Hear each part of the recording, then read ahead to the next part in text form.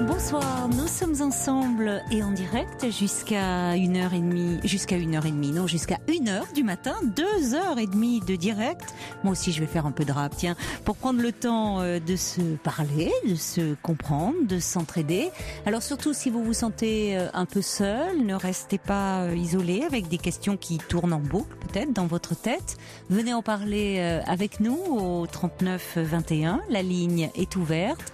Paul et Sonia sont là, tout près, à l'autre bout du fil, pour vous accueillir avec la complicité de Philippe Chartier qui réalise l'émission. Et vous pouvez également m'envoyer vos messages, vos commentaires, vos réflexions par mail sur le site europe1.fr et par SMS au 7 39 21. Caroline Dublanche sur Europe 1. Bonsoir Guillaume. Bonsoir. Alors Guillaume, vous m'appelez parce que vous avez rencontré une jeune femme au Cameroun. Oui, c'est ça. Il y a quoi? Il y a donc 2 ans et demi. 2 ans et demi. En fait, j'étais allé là-bas avec un ami en fait qui m'avait invité là-bas. Et donc voilà, j'ai rencontré une jeune femme là-bas. Oui. Donc on est toujours ensemble depuis. Et oui, si ce n'est qu'elle, elle est là-bas et vous en France. En fait, voilà, donc le Cameroun, c'est loin, c'est très loin. Du coup, on se voit pas très souvent. Après mon premier voyage où j'ai rencontré là-bas, j'ai pu la revoir que 6 mois après, Oui. 3 semaines environ, et après encore 1 an après, environ 6 semaines. Oui, heureusement, quand vous partez, vous pouvez rester longtemps, c'est ça, longtemps, oui. Ce qui vous permet un peu d'apprendre à vous connaître. Et... Oui, voilà, c'est ça, oui. Et par exemple, cet été, là, je vais carrément rester 2 mois, donc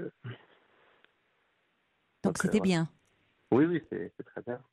On n'en a pas souvent l'occasion de se voir. Vous êtes étudiant alors, pour pouvoir partir? Oui, c'est ça. D'accord. Oui, c'est ça, oui. Vous avez quel âge? J'ai 22 ans. 22 ans. Et elle a votre âge aussi? 19 ans. Oui, d'accord. Voilà. Et donc, à force, on a décidé d'avancer, quoi. On aimerait vraiment habiter ensemble maintenant. Et donc, alors le problème, c'est que comme on est de nationalités différentes, c'est assez compliqué. Parce qu'elle ne peut pas vraiment... comme ça, venir ici en France. Elle, c'est ce qu'elle souhaiterait, venir en France? Oui, alors, ou que moi j'habite au Cameroun d'ailleurs. Mais je crois que ce serait encore plus Qu'est-ce qui serait le plus facile? Oui, c'est ça, en termes administratifs, en termes de projet. Je crois que les deux... Les deux sont compliqués? Ouais, il y a aussi, voilà, en termes de projet. Mais alors, vous êtes vraiment très, très amoureux pour envisager... de vivre ensemble. Qu'est-ce que Oui. Ce sont vos projets actuels? C'est ça, oui. La ligne est pas très bonne, Guillaume. Je sais pas. Vous avez un haut-parleur ou Non. Comme Non. ça, c'est mieux. Oui, peut-être qu'il faudrait que vous parliez bien près du combiné. D'accord. J'ai l'impression parce que vous semblez très lointain et vous êtes pourtant pas très loin. Comme ça, c'est mieux. Oui, c'est mieux. C'est mieux là. Merci. Oui, vous êtes rapproché visiblement. Oui. Donc, et alors, cette jeune femme, donc, vous communiquez, heureusement qu'il y a tous les moyens actuels, vous pouvez vous voir par Skype et... Voilà, tout ce qui est Skype, Oui. Facebook, tout ça. Alors, au tout début, on utilisait le téléphone, quand même, mais c'était un peu cher, donc on pouvait pas beaucoup communiquer. Oui. Et maintenant, Skype étant gratuit, disons qu'on... C'est plus simple, oui, c'est plus facile. Mais néanmoins, c'est pas simple une relation d'amour à distance. Non, pas du tout. Hein. C'est très frustrant quand même. Oui, beaucoup. Parce que vous pouvez pas partager comme on peut le faire quand on est dans une relation avec quelqu'un proche, enfin même des mille et une petites choses d'une journée, enfin des petites, vous allez quand même un peu à l'essentiel, quoi. C'est ça. Bon, alors après, on se parle vraiment beaucoup, donc par Skype ou par message. Bon, parfois, il y a des journées où on est des heures au téléphone, donc on peut se raconter tout et rien, quoi. Mais c'est vrai que bon, c'est quand même, ça reste compliqué, quoi. Ça reste très compliqué. Et alors, votre entourage, on pense quoi? Vos amis, votre famille, de cette rencontre il n'y a pas de problème particulier par rapport à ça. Aucun problème. Vous y étiez. J'ai pas retenu, j'ai pas compris pourquoi vous étiez allé au Cameroun. Est-ce que vous aviez quelqu'un déjà sur place? Alors, non, en fait, c'est tout simplement parce que j'ai un ami qui est camerounais d'origine. D'accord. Il a fait un voyage là-bas. Et c'est pas quelqu'un de sa famille, non? C'est une jeune femme que vous avez rencontrée là-bas, par hasard? Non. D'accord. Mais alors, finalement, là, vous êtes déjà en train de faire des démarches pour vous rapprocher l'un de l'autre ou pas? Ou vous y songez? On s'était renseigné. Donc, en fait, pour que vraiment, en fait, elle puisse vivre avec moi en France, oui. Il faut qu'il y ait un lien, par exemple, un lien familial. Donc, en fait, on avait envisagé de se marier, du coup. Ah oui. Donc, c'est vrai que ça peut paraître un peu jeune. Bon, oui. On y avait beaucoup réfléchi. En fait, tout simplement, on a envie d'avancer. Et quelque part, il n'y a pas que pour ça, ça a pesé. Mais en fait, si on veut avancer, on veut vivre ensemble.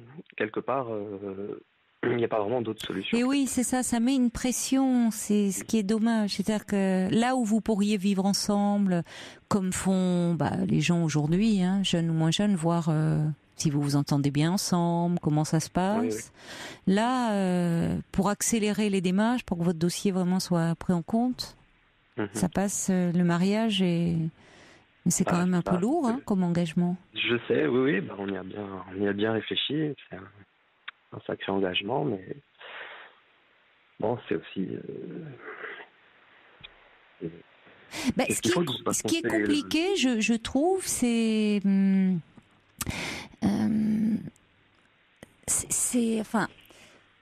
le fait que vous y allez, mais les moments que vous passez ensemble, finalement, même s'ils sont c'est 6 semaines, c'est sur un temps, ça reste court quand même sur 2 ans et demi malgré tout, même si c'est intense, c'est des moments de vacances et ça n'a rien à voir avec une vie au quotidien.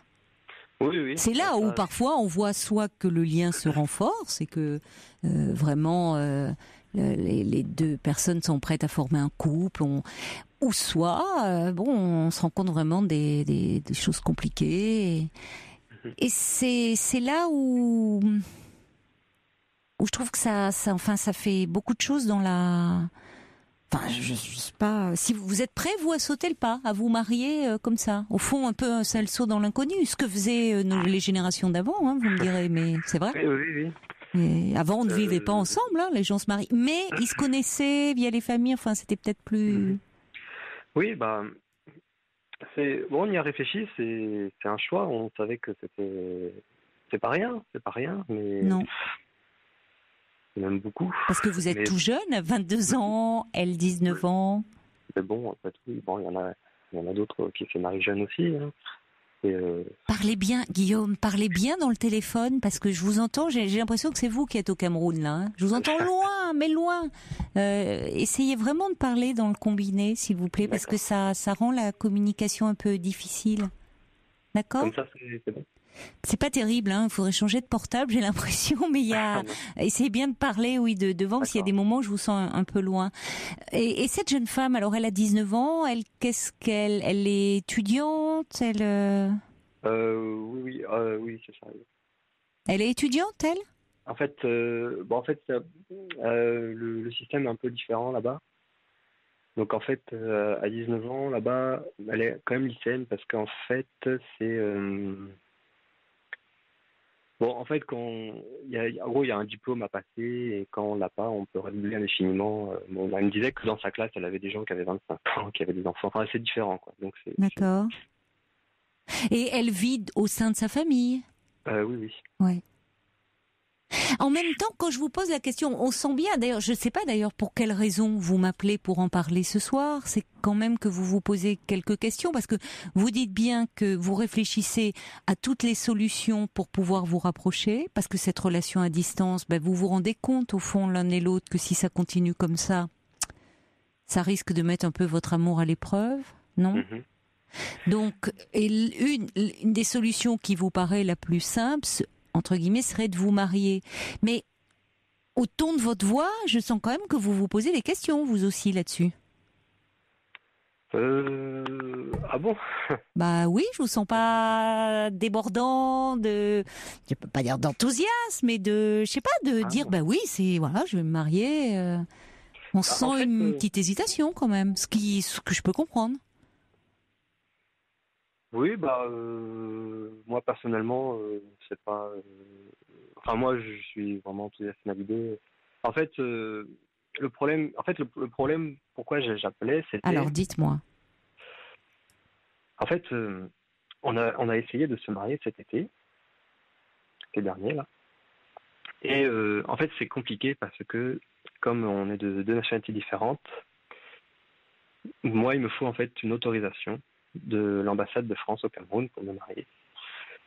Et c'est ça en fait la complexité de l'affaire, c'est-à-dire que on bute un peu devant l'administration. C'est bon, il y a plein, je sais pas si j'ai vraiment le temps de tout expliquer ce qu'il faut faire, mais en gros, Ouais, ça risque d'être on risque de perdre certains oui, auditeurs. Si déjà oui. ça doit être très fastidieux pour vous, alors vous imaginez En fait, pour nous? en fait, c'est pas tant que c'est fastidieux, mais c'est plutôt que il y a énormément de temps qui passe entre des choses qui pourraient être très simples en fait. Par exemple, le simple envoi de papier, on attend une réponse, il faut peut-être attendre 3 mois quoi. Et c'est assez décourageant parfois. Et donc, c'est-à-dire que on avait essayé de se marier l'été dernier, on n'a pas pu parce que on n'avait pas cette autorisation-là. Oui. Donc, on s'est dit l'année prochaine, quoi, c'est l'été qui vient, quoi. Donc, on a quand même 1 an. D'accord. Oui, c'est ça. Et l'été, on arrive au printemps et vous vous dites. Et en fait, voilà, c'est. D'accord, je comprends. Bon, pour donner une idée, on n'a pas pu se marier l'été dernier, et la réponse comme quoi ils avaient bien pris acte du fait qu'on voulait se marier, je l'ai reçue peut-être qu'un mois après être revenu en France.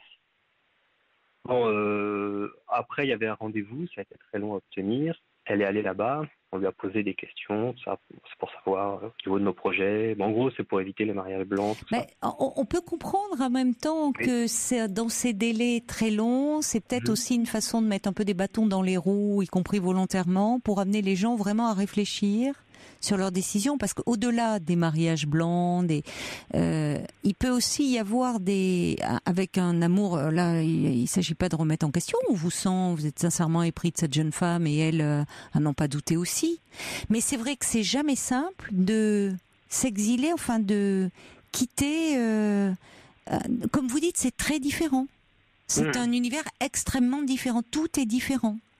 Et elle, c'est encore une très jeune femme, elle a 19 ans, elle vit au sein de sa famille, elle est encore au lycée, même si elle est très amoureuse de vous, si vous arrivez à réaliser votre projet, après tout ce que je vous souhaite, puisque vous y tenez tous les deux, semble-t-il, mais même parfois avec beaucoup d'amour, c'est pas simple de s'adapter à une réalité de vie très différente, il faut bien le dire, même dans les liens familiaux, dans beaucoup de choses.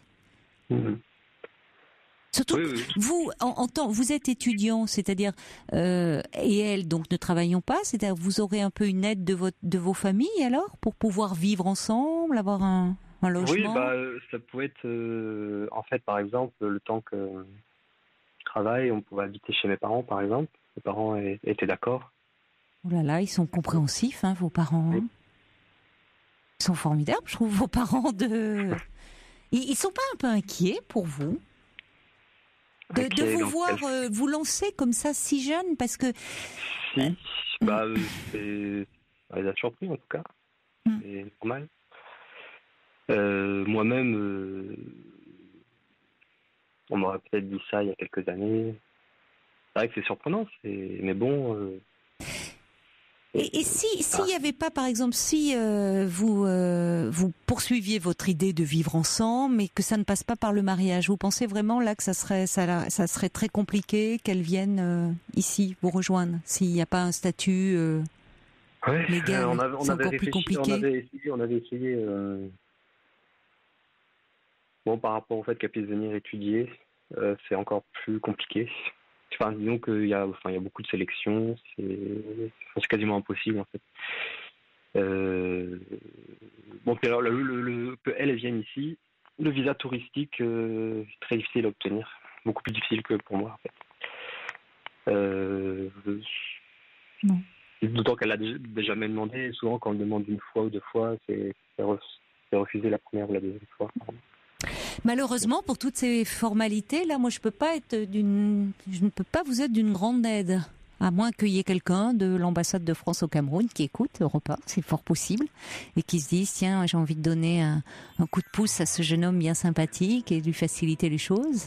Pourquoi pas? Après tout, on ne sait jamais, les miracles existent, et peut-être qu'on aura un appel ici à Europe 1, 39 21, ou des articles, n'importe quoi, des réactions d'auditeurs qui ont peut-être vécu une situation similaire à la vôtre et qui pourront réagir. On les passera en priorité à l'antenne. 39 21. Je vous souhaite bonne chance, Guillaume, pour vos démarches à venir. Et puis, si vous arrivez à faire venir votre belle en France, vous pourrez nous rappeler pour nous dire un peu comment ça va tous les deux. D'accord? Oui. Bonne chance pour vos démarches, Guillaume. Au revoir. Merci. Au revoir. Au revoir.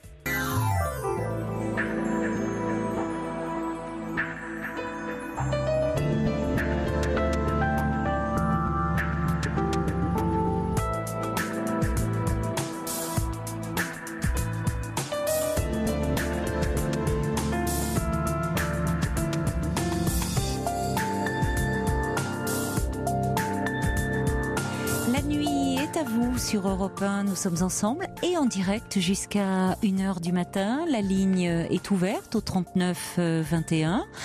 Alors je vous invite à composer ce numéro si vous souhaitez me parler de vous. Vous pouvez également appeler le 39 21 si vous souhaitez dialoguer avec un auditeur ou une auditrice dont le témoignage fait écho à votre histoire. Si vous souhaitez lui faire part de votre soutien, vous êtes les bienvenus bien sûr. Et vous pouvez également réagir à tout moment à ce qui se dit à l'antenne, que ce soit par mail sur le site europe1.fr ou par SMS au 7 39 21. Vous êtes un peu réservé par rapport au témoignage de Guillaume et à son désir d'épouser cette jeune femme. Il y a René qui dit c'est un peu déconcertant, attention au goût de l'impossible qui est très présent à vos âges. C'est ça, c'est-à-dire que la distance aussi peut renforce évidemment le désir, créer du manque. Quand on se retrouve que pour un temps de vacances, tout est très exaltant, tout paraît beau, et la réalité après de la vie au quotidien, des difficultés aussi de s'intégrer dans un nouveau pays, avec quand même des habitudes de vie, des choses très différentes, peut un peu mettre à mal l'amour. Mais évidemment, quand on a 22 ans et 19 ans, c'est normal de pas penser à toutes ces choses-là. Il y a Pnop qui dit pourquoi elle pourrait pas essayer déjà un statut d'étudiante en France, ça pourrait lui permettre de venir, mais qu'elle ait aussi un projet de vie, parce que c'est vrai que ça serait bien pour cette jeune femme qu'elle soit pas seulement dépendante de vous, Guillaume, et de votre famille. Il y a Sophie qui dit oh là là, on se marie pas à 19 ans et 22 ans pour des facilités administratives, même si vous vous aimez, essayez de prendre un peu le temps de vous donner un peu ce temps-là, mais c'est ce qui complique les choses, c'est-à-dire que malheureusement, comme le disait Guillaume, c'est que pour se voir pour faciliter, ça passe par le mariage. Enfin, bon, le mariage, en principe, quand on se marie, c'est qu'on espère que ça va durer. Mais bon, écoutez, on peut pas trancher. Il faut bien que jeunesse se passe, et s'ils ont envie de se lancer dans cette aventure, on ne peut que leur souhaiter d'être heureux. Bonsoir, Karine. Oui, bonsoir, Bonsoir. Caroline. Ben voilà, ça fait 17 ans que je vous écoute. 17 ans, Et bah tiens, vous me rajoutez un an de plus encore Non, à 16 ans, l'émission. non, 16 ans. Et je me souviens, Ah oui, oui, oui. je me souviens d'un chanteur d'opéra qui appelait et qui Oh de là temps en là. temps, Oh c'était oui. merveilleux. Oh C'était oui, merveilleux. c'est vrai. C'était Oui. délicieux comme moment. Oh, c'est vrai, j'adorais ces intermèdes Absolument. musicaux. Je regrette, je sais plus où il est.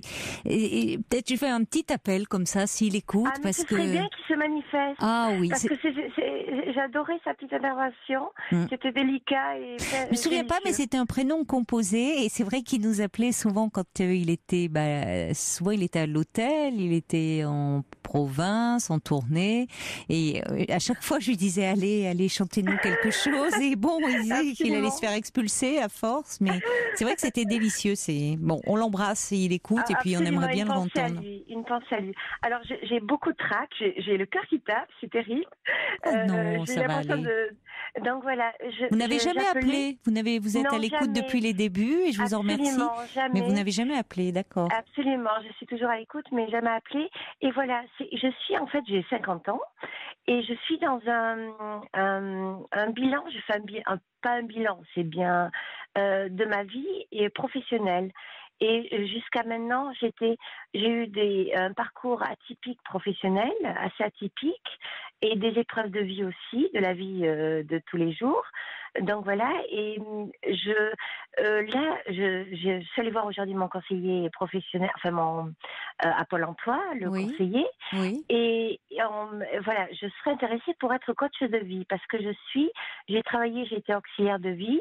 Je sais ce que c'est la souffrance et toutes les pathologies, quelles qu'elles soient, schizophrénie, que ce soit l'alcool, que ce soit tout ça, toutes les pathologies, j'ai fait tout le tour. Et là, je travaille pour une écrivaine, je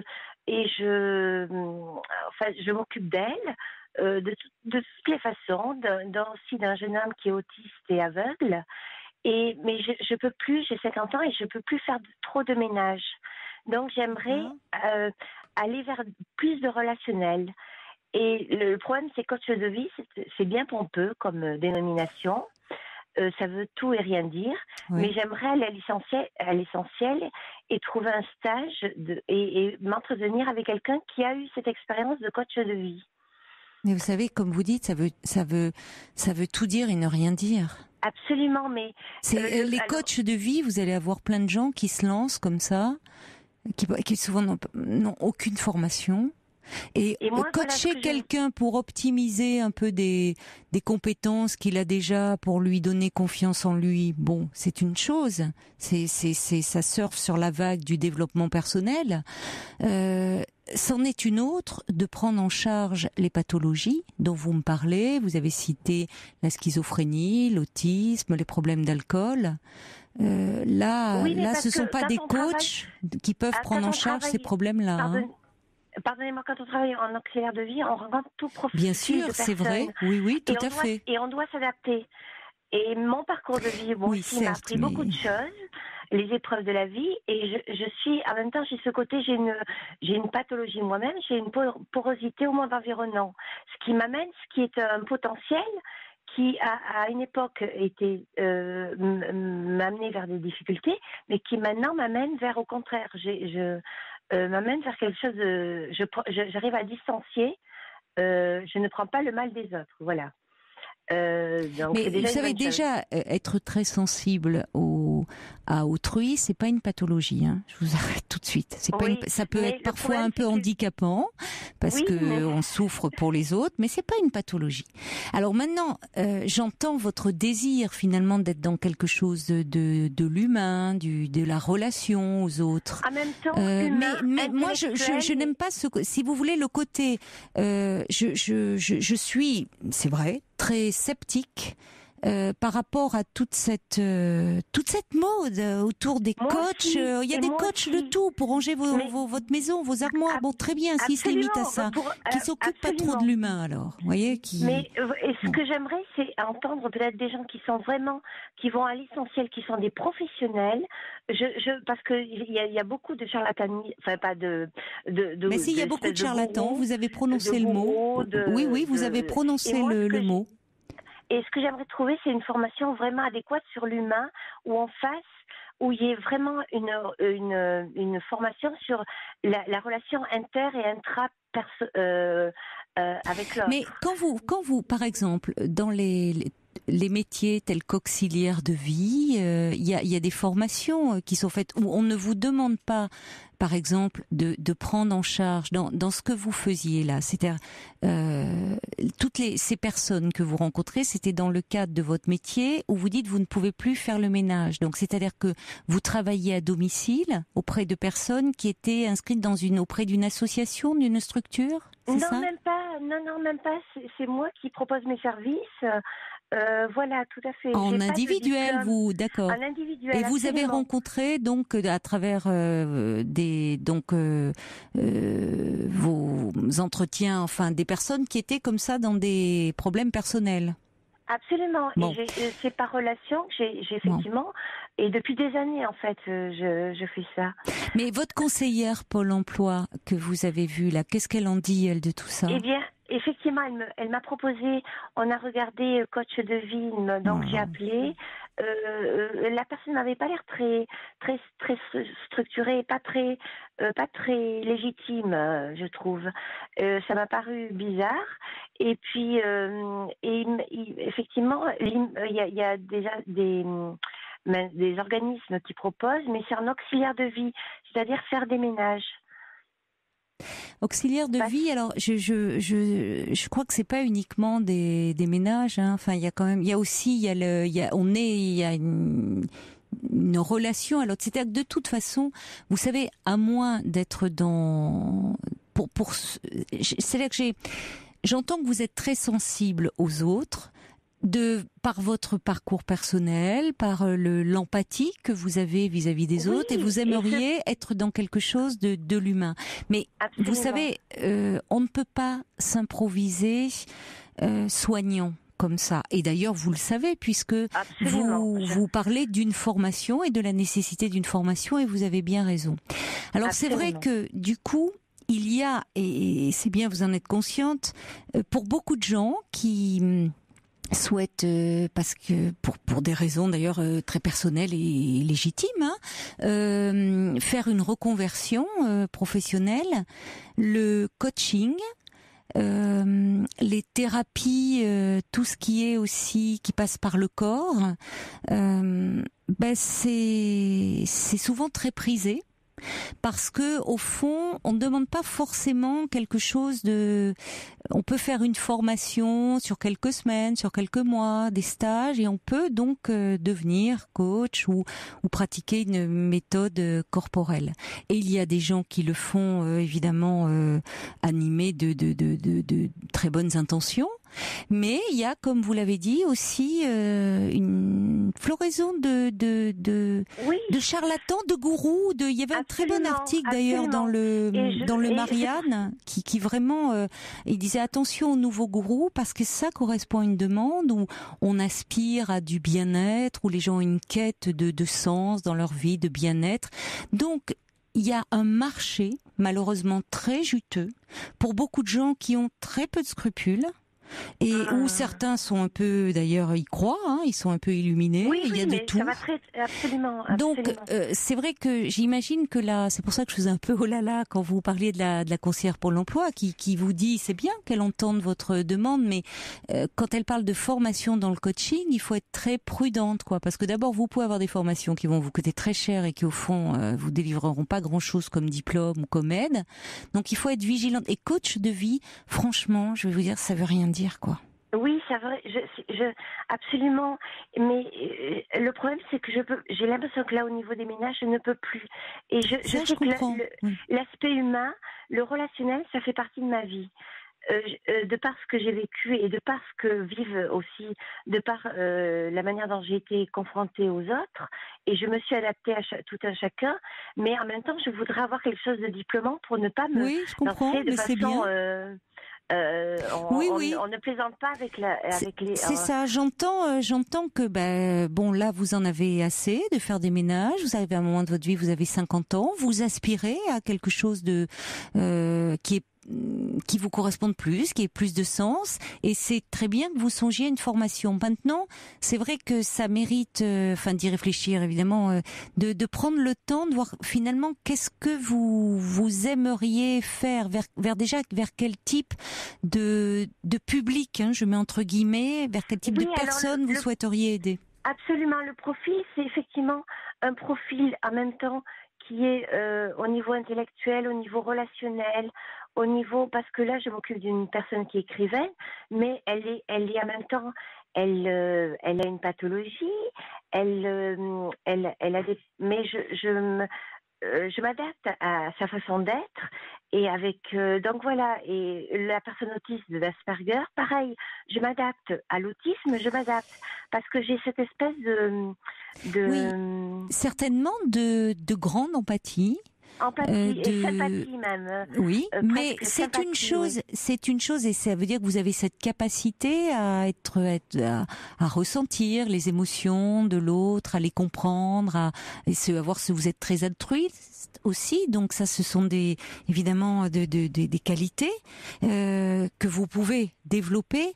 Mais c'est une chose, vous savez, Karine, de vous adapter comme vous le faites très bien à l'autre dans le cadre c'est-à-dire pour ne pas entrer en conflit, ou c'en est une autre de prendre en charge la pathologie dont cette personne souffre. Oui, tout à fait. Oui, mais ça, après, ces personnes, je les oriente vers des personnes compétentes en la matière, à savoir des psychiatres, des psychologues, je ne veux pas du tout me substituer à un psychologue ou autre. C'est comment faire de ce potentiel que j'ai. Oui, quelque chose. C'est-à-dire par rapport à vos capacités humaines. Absolument. Là, c'est là où il y a quelque chose à explorer. Et dans sans les formes. Aucune. Non, mais je vraiment. comprends. Mais vous avez raison de vouloir mettre ces qualités que tout le monde n'a pas au service de justement dans une formation proche de l'humain. Qu'est-ce qu'on vous propose justement à Pôle Emploi en dehors de ces coachs de vie? Aujourd'hui, je suis allée voir mon conseiller Pôle Emploi qui m'a dit, mademoiselle. Il a parlé aussi de l'intellectuel, il voyait quelque chose aussi, il voulait quelque chose dans l'intellectuel. Alors je lui dis c'est vaste l'intellectuel. C'est vaste, oui, vous avez raison. Vaste, ça voulait, oui. Mais on est en train de creuser. D'accord. Et on est en train d'affiner le projet là. C'est bien. Donc, voilà. C'est bien parce que par rapport à ça, il va réfléchir et il va voir les formations qu'il pourrait vous proposer via Pôle Emploi. Absolument. Et vous, de votre côté, ça vous amène aussi à peut-être un peu affiner puisque là déjà vous souhaitez donc faire une reconversion, ce qui est très courageux, je trouve, de votre part. C'est pas facile, c'est pas simple. C'est pas évident parce que et c'est vrai que je manque aussi de confiance en moi. Énormément. Donc c'est terrible. À chaque fois je me heurte, je me dis est-ce que je suis capable ou pas. Et finalement à chaque fois je vois que j'arrive à passer une étape au-dessus. Et donc voilà, je m'adapte. Je pense que j'ai le sens de l'adaptation. Voilà. Allô ? Oui, je vous écoute attentivement. Voilà. Donc alors après, si vous voulez, il y a pas mal de choses. Tout dépend aussi ce que vous êtes, ce que vous seriez prête à faire, ce que vous pouvez faire aussi au niveau de peut-être reprendre une formation, parce qu'il y a des formations qui peuvent être diplômantes en quelques mois. Il y a aussi le fait de reprendre des formations plus longues, mais du coup, entre-temps, il faut quand même pouvoir vivre. Absolument. Ça aussi. Et voilà. c'est ce qu'on essaie de concilier les deux. Et effectivement, généralement, on nous ramène toujours au ménage. Oui, mais oui. Mais ça... Même dans les maisons de retraite, dans les choses comme ça. Donc, et pourtant, dans les maisons de retraite, il y aurait beaucoup à faire. Parce que évidemment, il y a cette nécessité. Et encore une fois, c'est pas du tout. Je pense à une jeune femme qui m'a écrit un courrier, ou une jeune femme qui écoute beaucoup l'émission, qui dit je fais pas un métier très valorisant, je suis femme de ménage, mais qui me disait que ça lui permettait au moins d'écouter l'émission en podcast. Et j'ai dit il y a pas de métier au fond dévalorisant. Enfin il y a absolument pas. Même chaque métier est enrichissant. Le problème, c'est qu'après on vous cantonne dans ça. Or, par exemple, vous citez les maisons de retraite, il y aurait plein de choses à mettre en place, mais là aussi, ça suppose une une formation. Et malheureusement, toutes ces formations-là, en France en tout cas, tout ce qui touche la petite enfance, les personnes âgées, le soin, la relation à l'autre, c'est pas valorisé. C'est pas valorisé, même dans les crèches, les auxiliaires puéricultrices.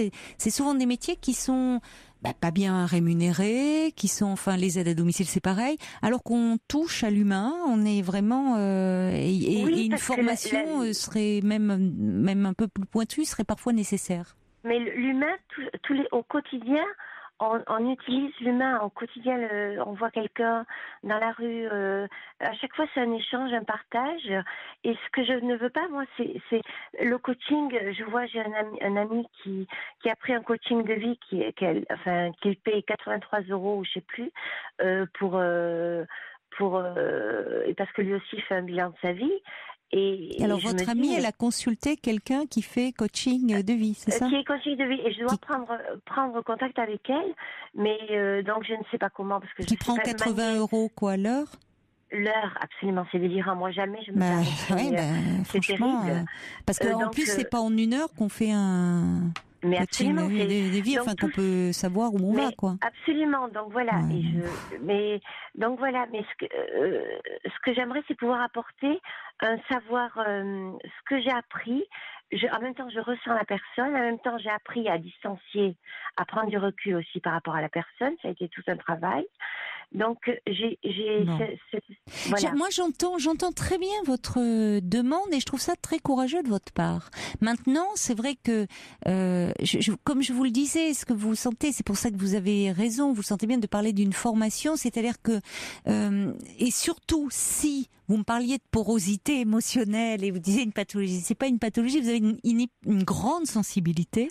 Oui. Et justement, la formation aide à pouvoir, tout en ayant cette capacité à sentir, à comprendre l'autre, finalement à approcher au plus près de sa réalité intime, à ne pas se laisser absorber peut-être par sa souffrance. Absolument. Bon, c'est pour ça que je vous disais, c'est une chose d'avoir cette grande souplesse, de pouvoir vous adapter à des personnalités très différentes, y compris à des personnalités présentant certaines pathologies. C'en est une autre de les prendre en charge. Et c'est là où il y a une passerelle qui pour le moment vous ne savez pas comment mettre en œuvre, et que vous allez vous donner du temps pour trouver, avec l'aide de ce conseiller Pôle emploi qui lui aussi a pris votre demande en considération. C'est important. Alors je vais vous lire parce que je reçois beaucoup de messages pour vous, si vous le voulez bien.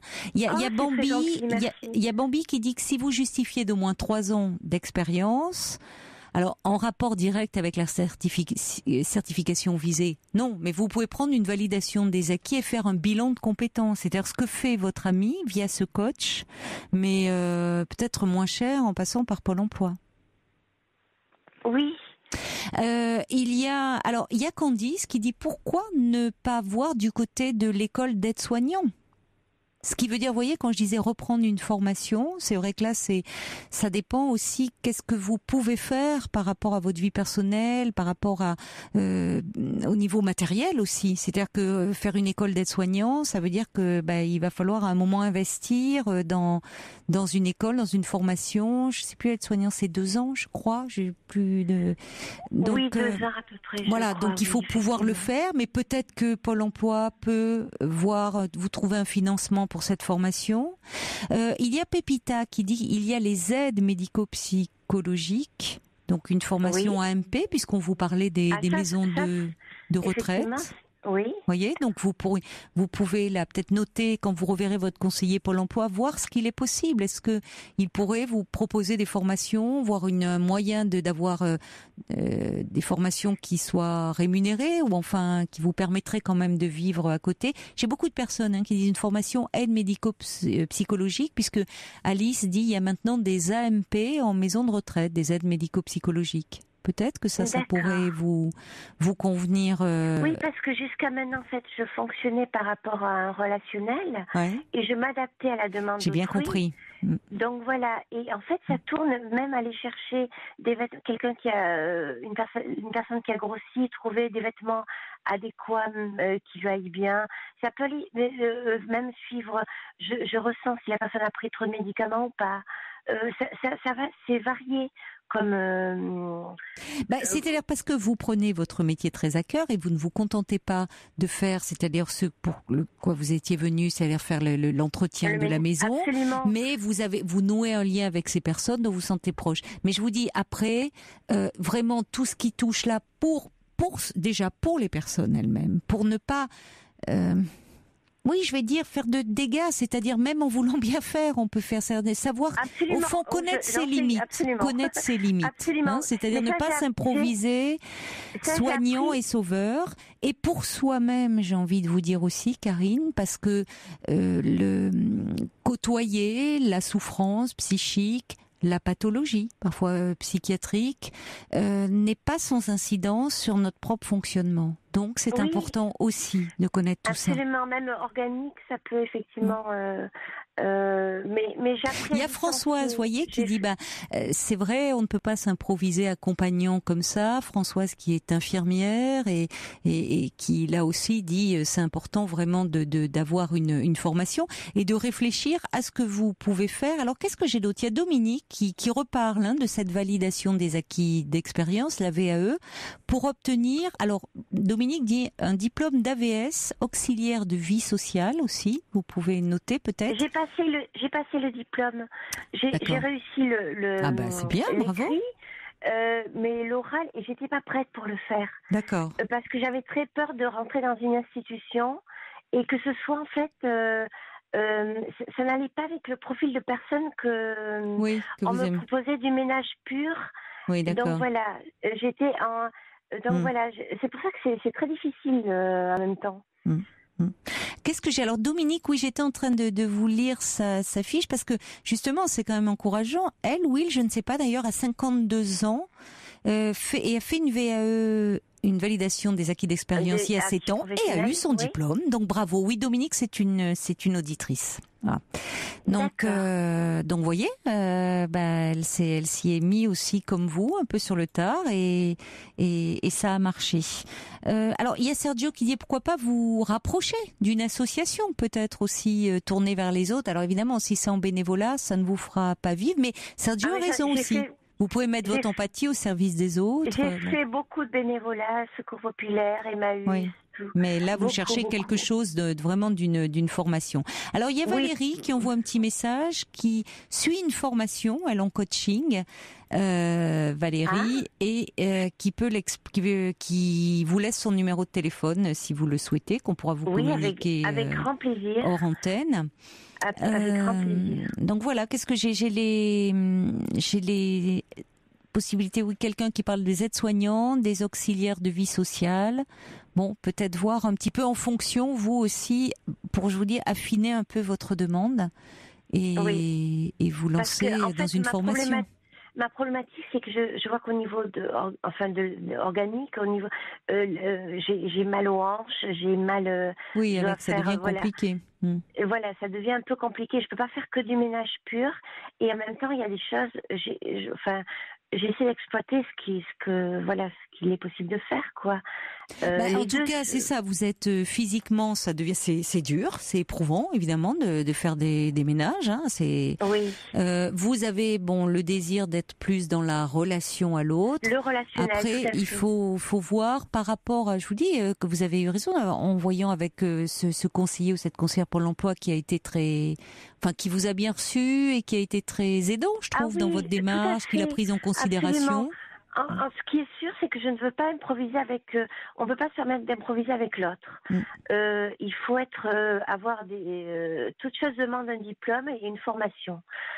Quoi qu'il en soit. Donc, et vous le redis, dans ces formations-là, je sais plus, il y avait un article vraiment dans Marianne, c'était pas un article, c'était un dossier sur les nouveaux gourous et qui parlait de cette vague, de cette mode, de toutes ces méthodes aussi corporelles. Et je me disais, oh là là, je l'ai gardé d'ailleurs, que je me disais, j'aurai l'occasion peut-être d'en parler un soir, parce que on voit toutes sortes maintenant. C'est vrai que moi je suis frappée de formations sont pour n'importe quoi et des gens qui s'improvisent et où derrière, il ne faut pas oublier que il y a des gens qui peuvent, alors qu'ils le font avec de bonnes intentions, mais il y a des gens qui peuvent être très peu scrupuleux, mais aussi ne pas oublier que derrière, il y a des mouvements sectaires. Et là, je parle plus dans les méthodes dites corporelles, méthodes de soins corporels. Absolument, il y a vraiment toute une dérive et ils sont très vigilants. La Lude est très vigilante là-dessus. Mais à une époque, c'était la dianétique et ça c'est parti sur la là, scientologie. on est clairement dans la scientologie là. Absolument. Bon. Mais il y avait différents mouvements, mais effectivement. C'est pour ça que c'est bien de passer, si vous voulez, quand même par Pôle Emploi, par des formations où, vous voyez, où ne pas vous lancer, vous improviser comme ça, aller voir quelqu'un qui s'improvise lui-même. Mais absolument, c'est pourquoi je me permettais d'avoir des avis de personnes. Oui. Et par rapport au coaching, des gens qui ont vraiment fait un travail sérieux, mais coaching, enfin entre guillemets.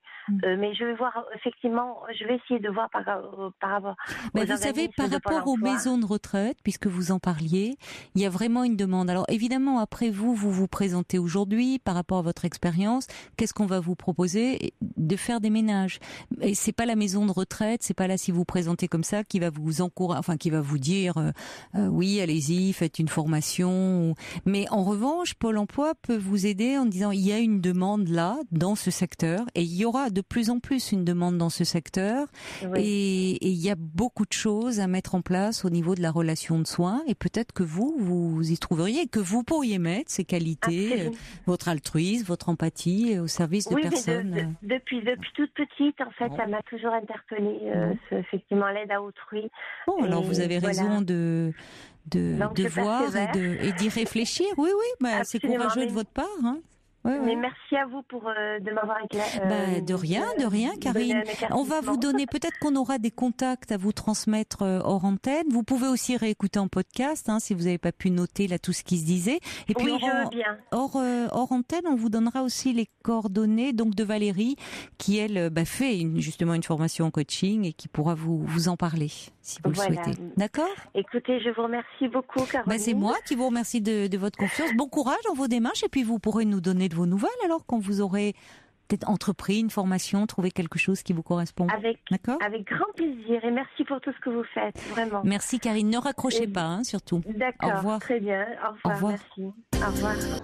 Un petit mail de Brigitte, encore pour Karine, qui voulait se reconvertir et qui voulait faire une formation proche de l'humain. Elle dit, l'activité que vous pourriez exercer, c'est dame de compagnie. Il n'y a pas de formation, mais cette activité demande de l'expérience et vous en avez. Bon courage à vous. Il y a quelqu'un, d'ailleurs, je ne retrouve plus son message, mais qui m'avait envoyé un petit message dans ce sens-là. On accueille maintenant Magali. Bonsoir Magali. Bonsoir Caroline. Bonsoir. Je suis très heureuse de pouvoir vous parler en direct et je suis très émue aussi, bien sûr. Voilà, donc moi j'ai... Allô ? Oui, ça va bien se passer. Pardon. J'allais dire, on est toujours en direct, mais évidemment pour vous c'est la première fois, donc c'est un peu intimidant. Bon, j'ai été adorablement briefée par votre collègue. Donc, ils vous chouchoutent avant que vous passiez à l'antenne, Paul et Sonia. J'avais dans l'idée ce soir de témoigner, on va dire, des chroniques d'une vie pas forcément toujours simple d'une femme de 45 ans, que ce soit sur le plan professionnel, que ce soit sur le plan personnel en tant que femme, que ce soit sur le plan en tant que mère ou en tant que membre d'une famille.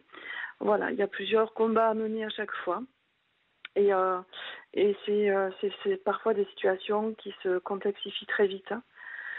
Donc, pour faire un résumé, il y a 1 an et demi, mon père est tombé malade. Il est décédé il y a 6 mois.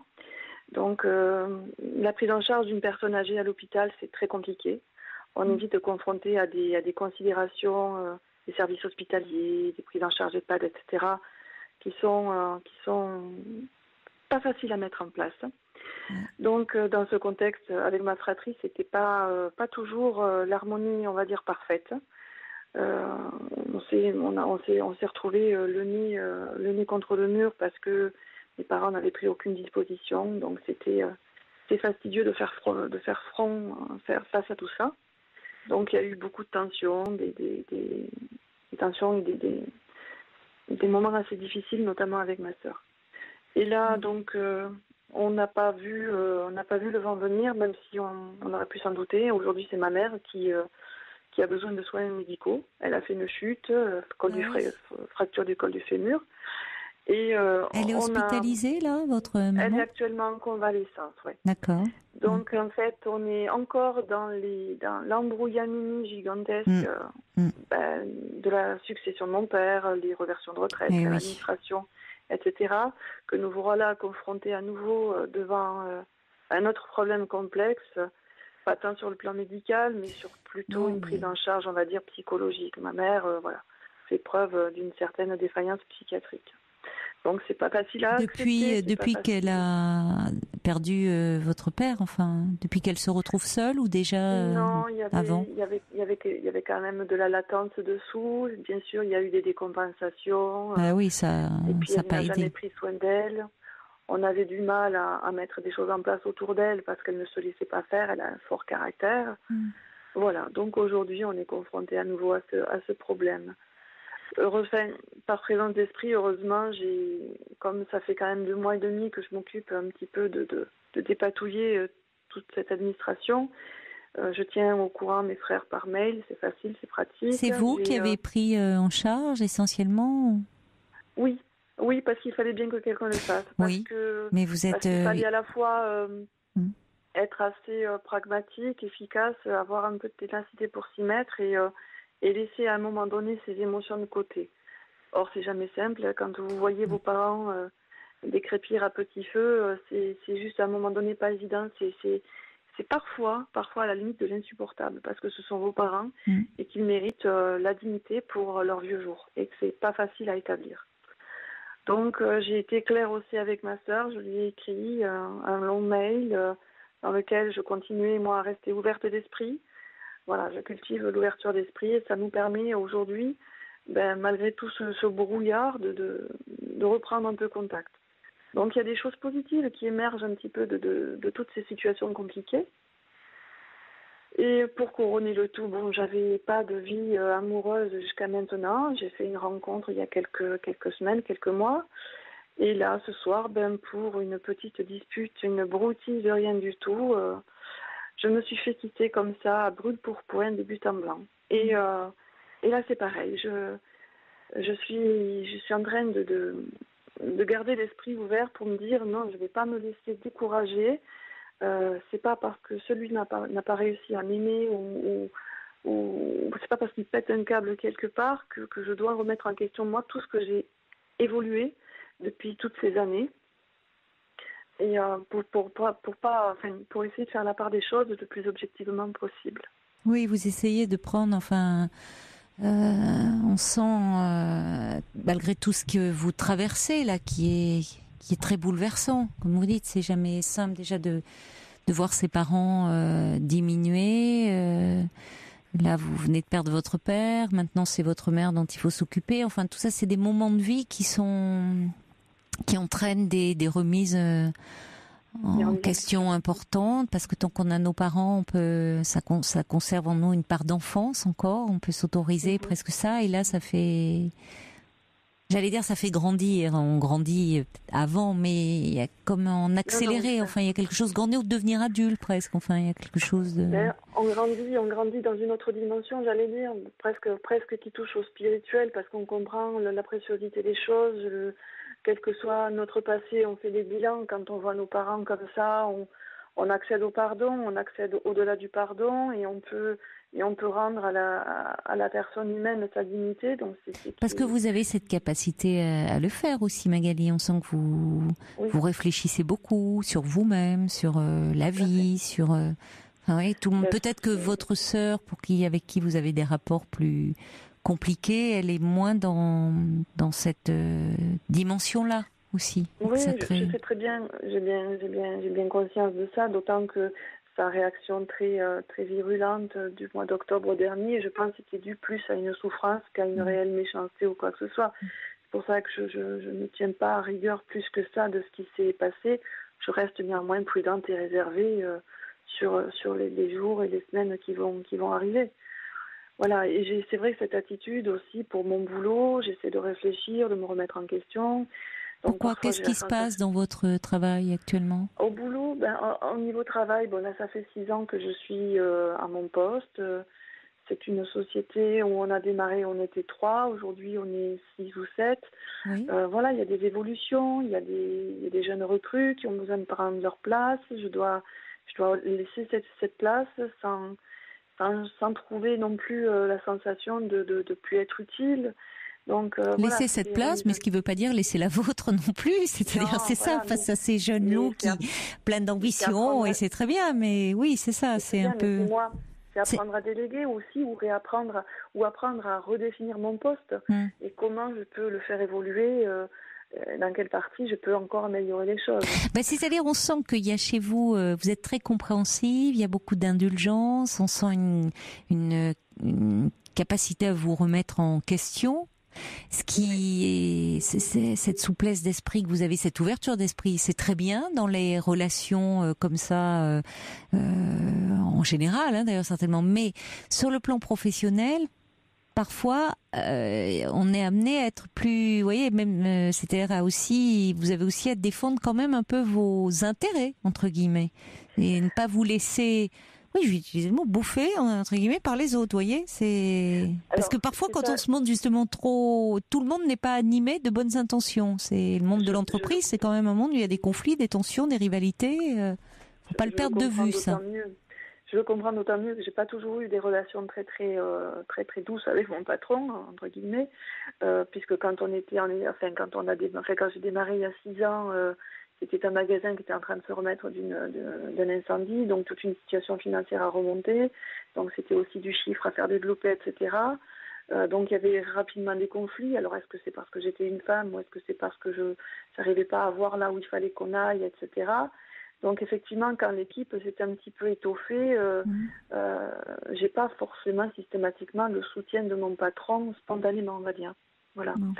Donc d'autant plus si voilà, parce que ça compte aussi, si du coup ça vous fragilise un peu sur ce plan-là, si vous sentez que vous n'êtes pas soutenu par votre hiérarchie directe. Direct, non. Donc même si j'ai privilégié encore une fois l'intérêt de mon travail et l'intérêt des relations en général, donc j'ai réussi, si vous voulez, à rétablir une forme de communication, y compris à l'intérieur des membres de mon équipe, quoi. Donc à apaiser les conflits et surtout pas les nourrir ou les entretenir. Donc ça, pareil, j'étais plutôt contente de moi là-dessus. Après, vous savez, il y a toujours ce genre de journée où le patron, pour une raison X ou Y, n'est pas content et ça démoralise parce qu'on a l'impression que tout a été réduit à néant en un claquement de doigts. Oui, ce qui ne va pas, parce qu'il faut quand même montrer, je trouve que ce que vous avez mis en place, vos capacités comme ça d'adaptation, on sent... moi ce que j'entends, comme vous dites, c'est chronique d'une vie d'une femme comme ça de 45, 46 ans, je sais pas.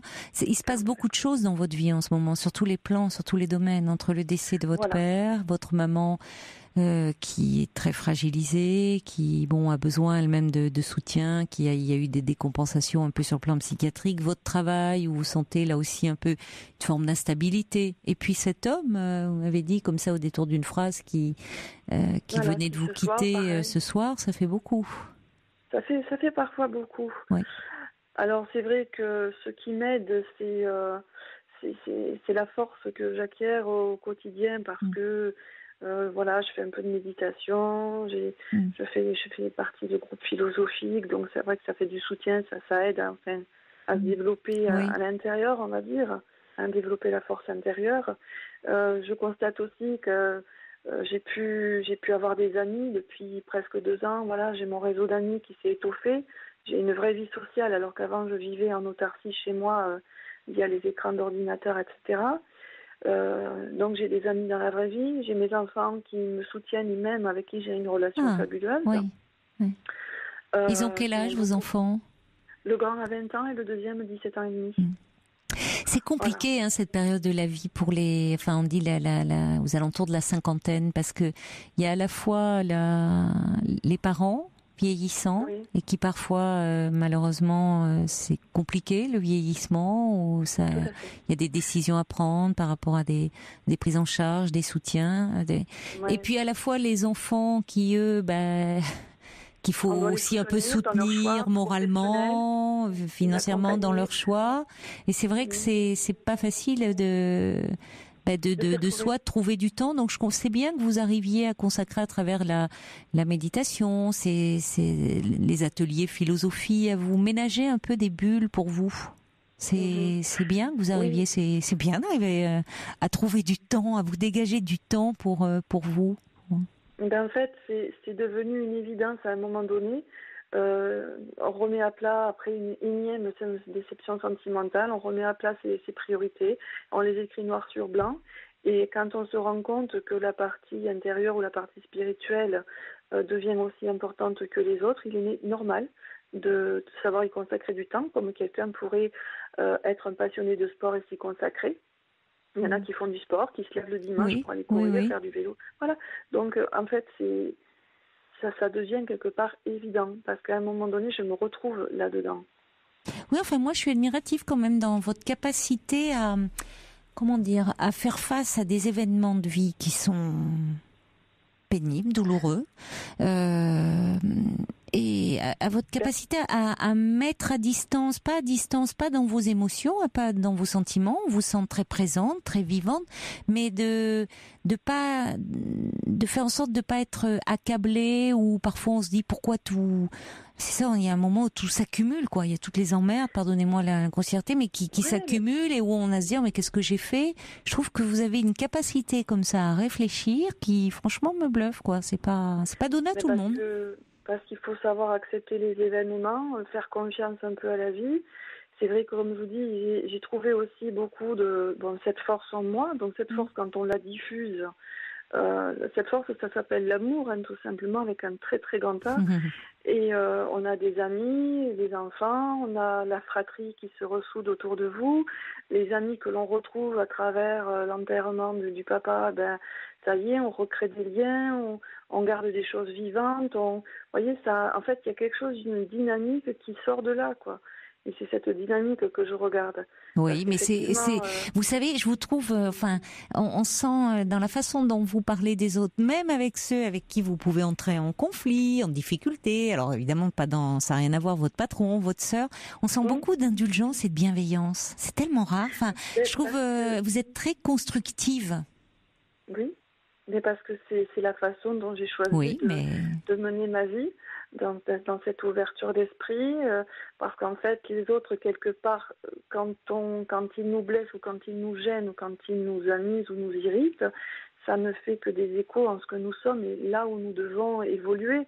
Donc, si on n'a pas compris ça, en tout cas pour moi, je parle que pour moi, voilà, à partir du moment où je sais que si quelqu'un m'agace, me dérange ou m'irrite, c'est que c'est qu'elle a quelque chose en moi que je dois soigner, guérir ou faire évoluer, tout simplement transformer. Donc effectivement, j'ai un de mes meilleurs amis, quand il m'a connue il y a un an et demi, il me disait mais t'as des barrières vis-à-vis des hommes, si tu les baisses pas, tu y arriveras pas, quoi. Et puis petit à petit, à force de travailler là-dessus et de travailler sur ses craintes, sur la relation, l'homme, la confiance qu'on peut avoir, tout s'est déclenché en fait, tout s'est arrangé. Tout s'est arrangé parce qu'à un moment donné, j'ai été libérée d'une mauvaise croyance ou de quelque chose qui m'avait été implanté quand j'étais petite, dans un événement familial. Et j'étais en train de veiller mon père sur son lit d'hôpital et tout à coup, j'ai compris qu'il était en train de me libérer. Il était en train de me libérer de ce poids, de cette chaîne qu'il m'avait involontairement mise. Donc du coup, je n'avais plus aucune raison d'avoir peur. Donc j'ai pu vraiment les ouvrir, ces barrières. Donc c'est comme ça que je préfère voir les choses et la vie en général. Ah oui, non mais moi je vous écoute avec beaucoup d'attention. Enfin, je veux dire, on apprend beaucoup là dans ce que vous dites. C'est une force. Mais alors, vous parliez des hommes, des difficultés que vous aviez à faire confiance, des barrières que vous vous mettiez, que vous avez réussi à lever au moment où votre père vous quittez. Et là aussi, transformer ce moment difficile en quelque chose, comme si vous pouviez vous libérer de quelque chose peut-être Il faut pouvoir le vivre, le ressentir comme ça, l'élaborer finalement comme vous le faites. Et cet homme, alors ce soir où vous me dites, il vous a appelé, pour vous dire qu'il arrêtait la relation. Est-ce que vous étiez avec lui depuis longtemps ? Depuis 2 mois et demi. Oui, c'est une relation récente. Et vous pensez que peut-être le fait de tout ce que vous traversez quand même, où c'est très intense tout ce que vous vivez, la façon aussi dont vous le vivez, vous le ressentez, a peut-être fait que vous n'étiez pas, que c'était compliqué aussi de démarrer une relation dans un tel contexte. Non, parce que ma mère est tombée malade, on va dire il y a 15 jours, 3 semaines, donc c'était récent, voilà. Oui. Non, c'est-à-dire avec cet homme, on avait l'habitude tous les soirs de se raconter brièvement notre journée, donc il savait quelles étaient mes difficultés, je savais quelles étaient les siennes, et je faisais en sorte de pas non plus trop peser sur les siennes. Oui, ça j'en doute pas. Ouais. D'accord. Voilà, mais non, c'est non, je sais plus ce que j'allais dire. Oui, c'est pas lié par rapport à vous. Non. Et comment vous n'avez pas envie là aussi vous dites pas essayer de rattraper quelque chose, non? Mais je pense qu'au quotidien, tous les jours, depuis 2 mois et demi, je fais en sorte, justement, parce que j'essaye de prendre sur moi et de privilégier la relation et sa présence pour qu'il se sente bien chez moi quand il passe ses journées chez moi, à l'occasion quand il est venu passer des week-ends à la maison avec mes enfants. Voilà, c'est en ça que je mettais mes efforts et ma bataille. Donc aujourd'hui, rien n'est figé. S'il veut me rappeler demain, après-demain, on en rediscute, pourquoi pas. Je suis pas figée. Ah non, ça, alors vraiment, ça je confirme. Hein. J'aimerais avoir votre souplesse, pas seulement intellectuelle, d'esprit, je trouve, vraiment. Non, ça c'est sûr que vous n'êtes pas figé. Vous êtes vraiment même en mouvement incroyable et à une vitesse. Mais c'est vrai c'est là où on réagit tous différemment. Hein. Il y a des événements de vie qui sont difficiles. Il y a cette pudeur, cette façon très délicate d'en parler, mais qui reste quand même des épreuves. Mais que certains vont arriver à intégrer, à transformer, à en faire quelque chose qui les amène aussi à évoluer et peut-être à devenir meilleur. Alors, ce que j'ai aussi retenu, c'est que comme vous le disiez si justement il y a quelques secondes, c'est la vitesse. En fait, on a chacun notre rythme. Et si on n'écoute pas son rythme, on peut essayer de l'adapter au rythme de l'autre. Mais il ne faut pas confondre compromis et compromission. C'est-à-dire qu'on peut essayer de s'adapter au rythme de l'autre, mais notre nature profonde, il faut aussi l'écouter, la respecter. Donc là, cette histoire de rythme, c'est un petit peu ce qui a péché ce soir. C'est-à-dire que lui, en un claquement de doigts, il aurait voulu passer outre la petite brouille qu'il y a eu au moment du repas. Moi, il me fallait un peu plus de temps. Et ça, il l'a pas accepté, il n'a pas réussi. Donc, en fait, est-ce que je vais remettre, moi qui je suis, et la façon dont j'ai besoin de temps pour respirer, reprendre mon souffle, ou au contraire, est-ce que je vais faire vraiment pour rentrer dans les grâces de l'autre et oublier ma propre nature, parce que ça va finir par m'épuiser. Donc voilà, c'était un peu le clash en ce sens-là. C'est parce qu'il y a eu une différence de rythme. Lui, il voulait que ça passe rapidement à autre chose. C'est pratique en même temps. Il s'est montré un peu maladroit aussi, donc c'est pratique qu'on oublie rapidement. Et il m'a pas laissé à moi peut-être les 10 minutes ou le quart d'heure supplémentaire qu'il m'aurait fallu pour respirer. Bah oui, c'est un peu égoïste de dire passer à autre chose. C'est facile à dire, hein, lui. Il faut voir tout ce que vous traversez là. Oui, mais c'est vrai que beaucoup d'hommes sont comme ça. Ils sont pas dans la rancune instantanément. Non. Tous les hommes sont pas comme ça. Mais là, c'est là où j'ai peut-être encore voyé des choses à améliorer dans la façon. On a tendance, vous savez, on a toujours tendance à projeter aussi sur l'autre sexe, de penser que on a tous plein d'idées reçues. Mais enfin, je trouve que franchement, c'est pas le conseil qu'on peut vous faire, hein.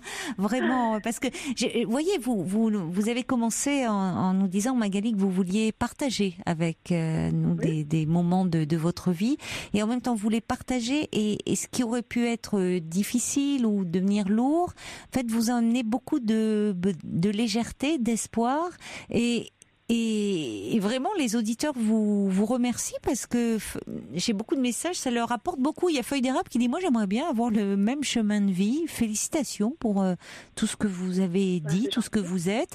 Il y a Margaret, elle va plus loin, elle dit, mais vraiment, tout ce que vous nous dites ce soir, ça serait bien d'en faire un livre pour aider les autres. C'est vrai que vous en apercevez peut-être pas, mais dans votre façon de parler, où on sent que il y a beaucoup de sincérité et de profondeur. On sent que c'est pas truc en surface, quoi, comme c'est pas téléguidé, et ça fait beaucoup de bien de vous entendre. Il y a Coralie qui dit, on sent, oui, il y a de la résilience, quoi. On sent que vous allez vous avancer.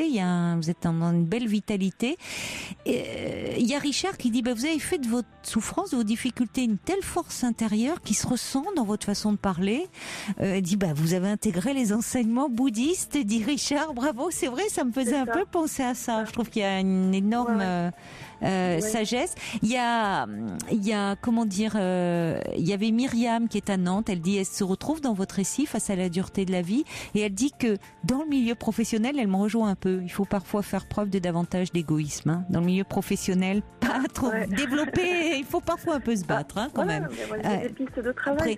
Et je laisserai le mot de la fin à Sergio parce que franchement, il dit que vous dégagez une espèce de grâce à travers vos mots, et c'est vrai.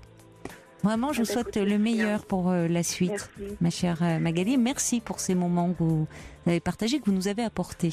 Merci. Écoutez, merci à vous d'avoir pris le temps de me laisser. Mais ça a été un plaisir. Je vous embrasse, Magali. Hein. Au revoir. À bientôt, Caroline. Au revoir. Au revoir.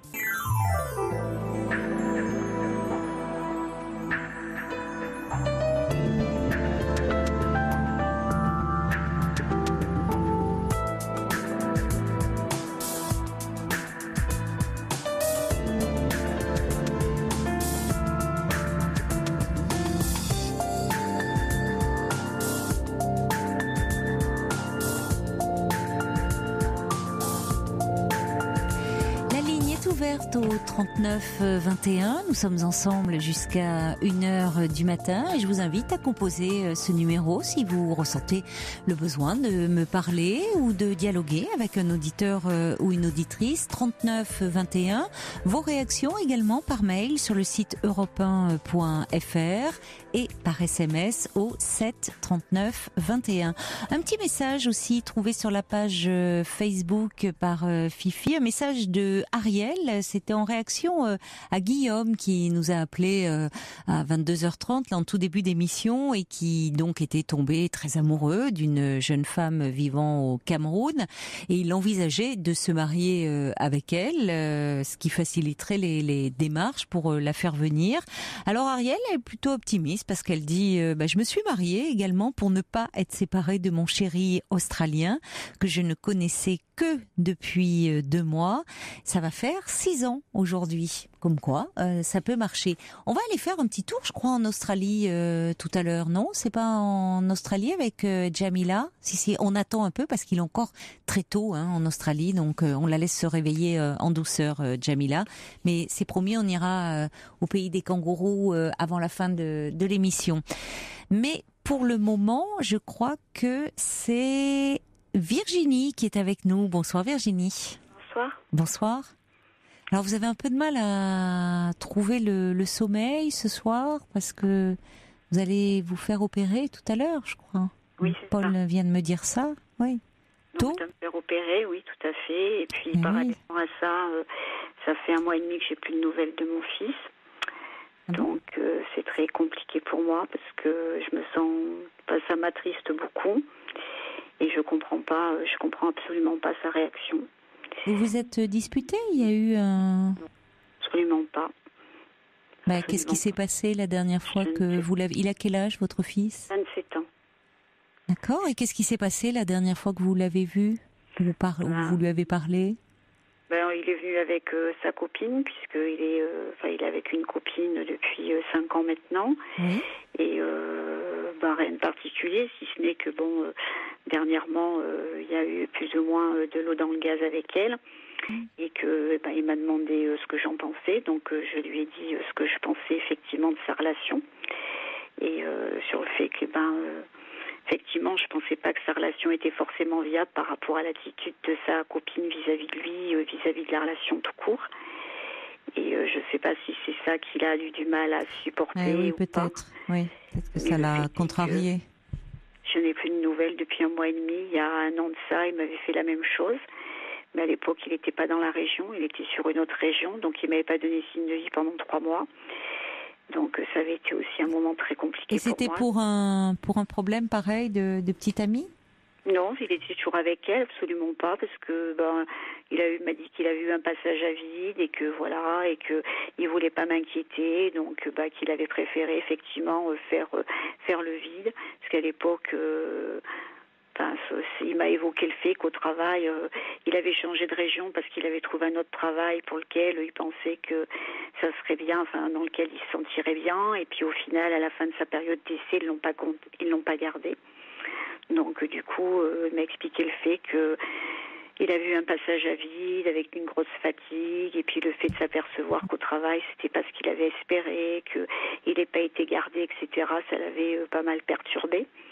Donc que c'était la raison pour laquelle il m'avait pas donné signe de vie. Donc je lui avais expliqué à cette époque-là que je pouvais comprendre qu'il était pas bien, mais que plutôt que de m'inquiéter, s'il y avait une autre fois que ça pouvait lui arriver, qu'il m'envoie au moins un SMS pour me dire que justement, il était pas bien, qu'il souhaitait pas parler, que lorsqu'il se sentirait mieux, il ferait signe, il ferait signe, quoi. Oui, c'est bien que vous ayez pu lui dire ça. C'est-à-dire que vous savez. Forcément, vous étiez énormément inquiété. Vous n'êtes pas proche géographiquement. Là maintenant, si. On habite dans la même ville tous les deux, puisqu'il est revenu depuis l'année dernière. D'accord. Sa période d'essai n'a pas été concluante, donc il est revenu dans la région. D'accord. Donc il a retrouvé du travail dans la région et il habite à 2 kilomètres de chez moi. D'accord.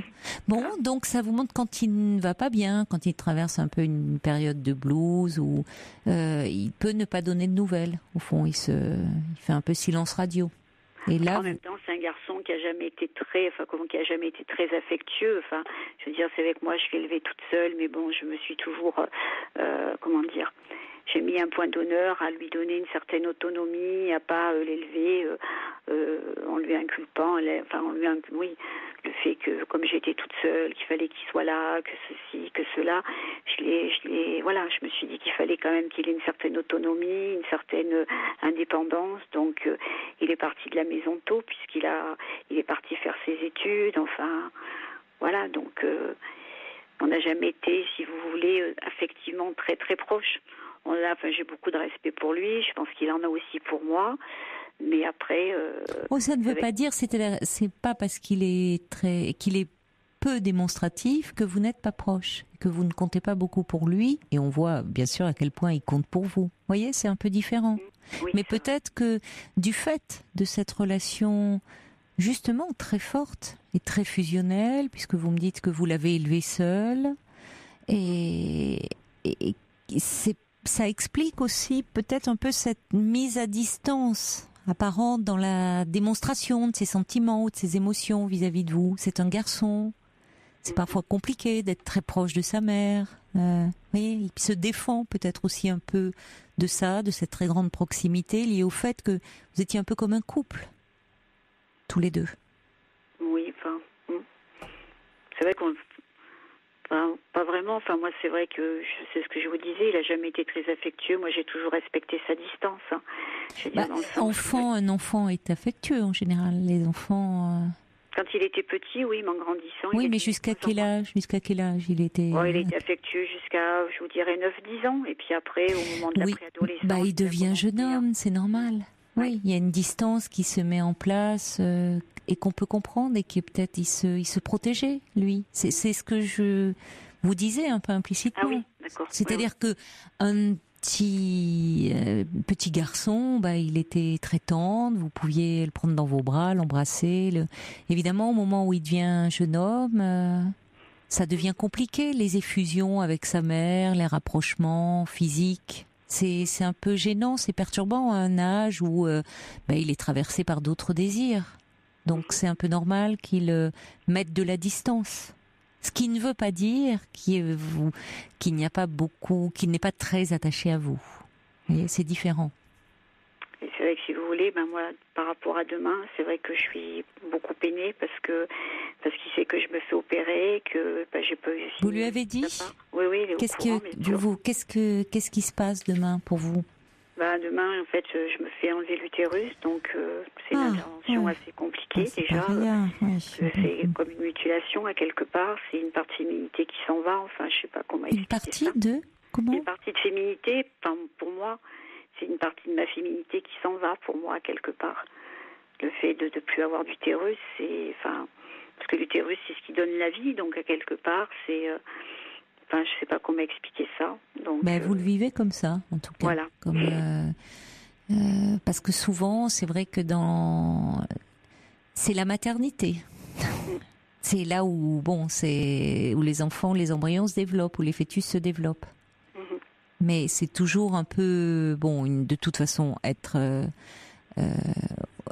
ce type d'intervention, ça remue beaucoup de choses parce que ça renvoie à plein de choses. Le lieu de, comme vous dites, de la féminité, même si la maternité n'est pas forcément la féminité. La féminité n'est pas la maternité, plus exactement. Oui, c'est vrai. Mais évidemment, le fait demain vous faites enlever l'utérus, vous êtes en questionnement par rapport à votre fils, un peu triste de ne pas avoir de nouvelles, tout ça devient un peu très compliqué là pour vous. Votre fils, peut-être vous lui avez dit, oui. Vous lui avez donc envoyé par message. En fait, je lui avais déjà dit la dernière fois qu'on s'est vu, donc il connaissait la date. Après, je lui avais dit que quand je rentrerai, ça serait bien qu'il soit là, parce que c'est vrai que pendant un mois, je vais pas rien pouvoir porter. Enfin, ça va être assez compliqué pour moi. Et donc, il m'avait dit oui, écoute, il n'y a pas de souci, on en rediscutera. Et en fait, j'ai jamais eu l'occasion de lui en reparler, puisque j'ai pas de nouvelles. Bon. Alors, je vais vous dire, je pense, il est possible que votre fils ait occulté la date. Il sait que c'est à ce moment-là. Enfin, vous voyez, il est possible aussi, ou que ça l'angoisse, c'est que finalement, ça peut être aussi, il peut avoir occulté la date parce que ça l'angoisse un peu, parce que.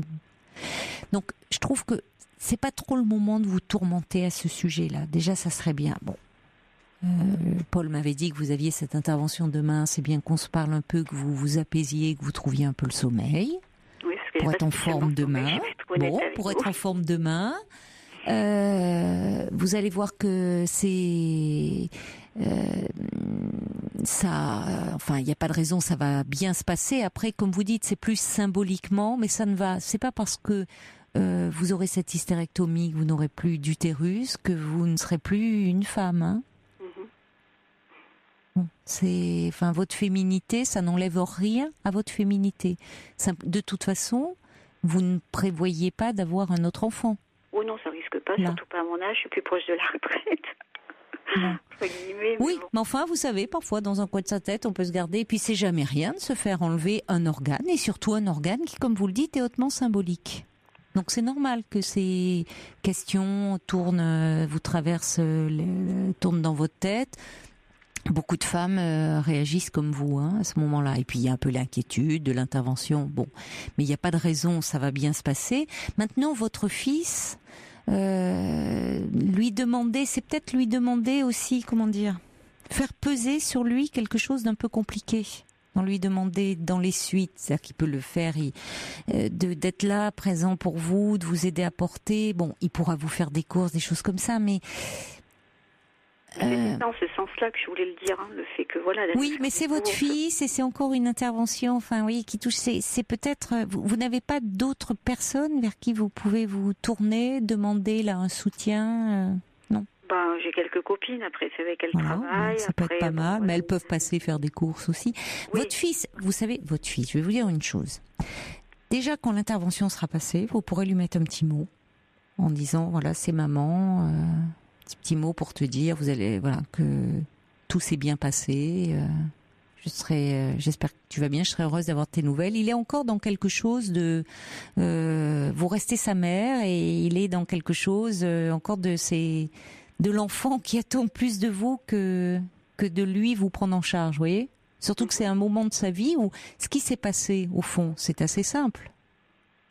C'est que à un moment où ça n'allait pas bien avec sa copine, il vous demande ce que vous en pensez, et puis vous lui avez clairement dit ce que vous en pensiez de la copine, et pas du bien, si j'ai bien compris. Bon. Oui, c'est ça. Enfin, je lui ai dit ce que je pensais, oui. Eh ben voilà. C'est parce que je lui ai dit que ça serait pas honnête de ma part si je lui disais l'inverse de ce que je pensais ou de ce qu'il avait envie oui, d'entendre. mais on sait bien que l'honnêteté, c'est pas toujours. Il y a des choses, il y a des vérités qu'on peut garder, parce que il a été vexé, il a été blessé. Quand je lui ai posé la question, il m'a dit, mais de toute façon, ce que tu me dis, maman, ça me vexe pas parce que je sais que tu as raison au fond. Oui, mais on n'aime pas, et surtout pas s'entendre dire quand les parents vous disent, tu voyais bien, je te l'avais dit, que c'était pas la bonne, ou tu t'es trompé, ou parce que ça montre au fond que il avait lui-même ça revient un peu à contester son choix. À critiquer son choix ou à dire et on n'aime jamais avoir tort. C'est vrai. Et surtout en plus quand c'est sur le plan amoureux et qu'on est même si il se rend compte que dans cette relation il y a des choses compliquées c'est toujours plus facile d'arriver à faire ce constat par soi-même. Ou si déjà quand c'est des amis, on peut mieux le prendre et encore. Mais c'est vrai que quand ça vient de quelqu'un d'aussi proche que les parents, ça peut agacer de se dire oui, encore une fois ma mère a raison. Bon. Alors, oui, parce que c'est vrai, quand il était parti l'année dernière, je lui avais dit la même chose. J'avais dit, écoute, tu laisses, parce qu'il avait la possibilité de rester sur le poste dans lequel il était. Et c'est vrai que il se plaisait pas forcément. Enfin, il aspirait à d'autres choses. Et je lui avais dit, tu sais, méfie-toi parce que tu penses que l'herbe est plus verte ailleurs. Tu ne sais pas. Et après, réfléchis bien parce que tu vas quand même laisser ton appartement, tu vas laisser la région, tu vas laisser plein de choses et tu sais pas dans 4 mois ce qui se passera. Et quelque part, effectivement, il s'est rendu compte que ce que j'avais dit, c'était un peu vrai. Et je pense que... Après, je peux comprendre qu'effectivement, ça soit compliqué et j'entends bien que j'aurais peut-être dû l'édulcorer ou peut-être le dire d'une autre façon. Mais après, j'ai pensé que c'était pas forcément lui rendre service non plus. Et voilà, je sais que il est toujours dans son histoire. Après, c'est sûr que même si on a conscience parfois que les choses sont compliquées dans un couple ou avec la personne avec laquelle on est, prendre les mesures après c'est beaucoup plus difficile. Donc après, j'ai bien conscience de ça. Après, c'est plus le fait que je me sens rejetée. Oui, non, je pense que c'est pas du rejet. C'est que justement, ça montre à quel point il y a un lien qui est fort, au contraire, entre vous, et que vos propos, ce qui vient de vous, le touche beaucoup. Et là, vous êtes dans dans d'autres soucis, qui sont ces soucis de santé et autres. Donc là, la priorité pour le moment, c'est de penser à vous, je dirais, de vous dire que on vous enlève l'utérus et les ovaires ou non, juste l'utérus. Non, c'est bien parce que déjà sur un plan, oui, ça dépend de l'âge qu'on a, mais c'est bien déjà qu'on conserve les ovaires pour des tas de raisons. Donc, et puis après, vous savez, vous verrez avec votre gynécologue. On peut proposer d'ailleurs un peu un soutien si vous le désirez, parce que comme je vous le disais, beaucoup de femmes font le lien comme ça entre. On a tendance à associer féminité, maternité, et puis c'est un organe qui est quand même très symbolique, et puis avoir quelque chose vécu comme une perte, comme ce que vous dites. Donc ça peut être... J'en ai parlé parce que si vous voulez, avant de me faire opérer, on m'avait proposé de voir la psychologue du service.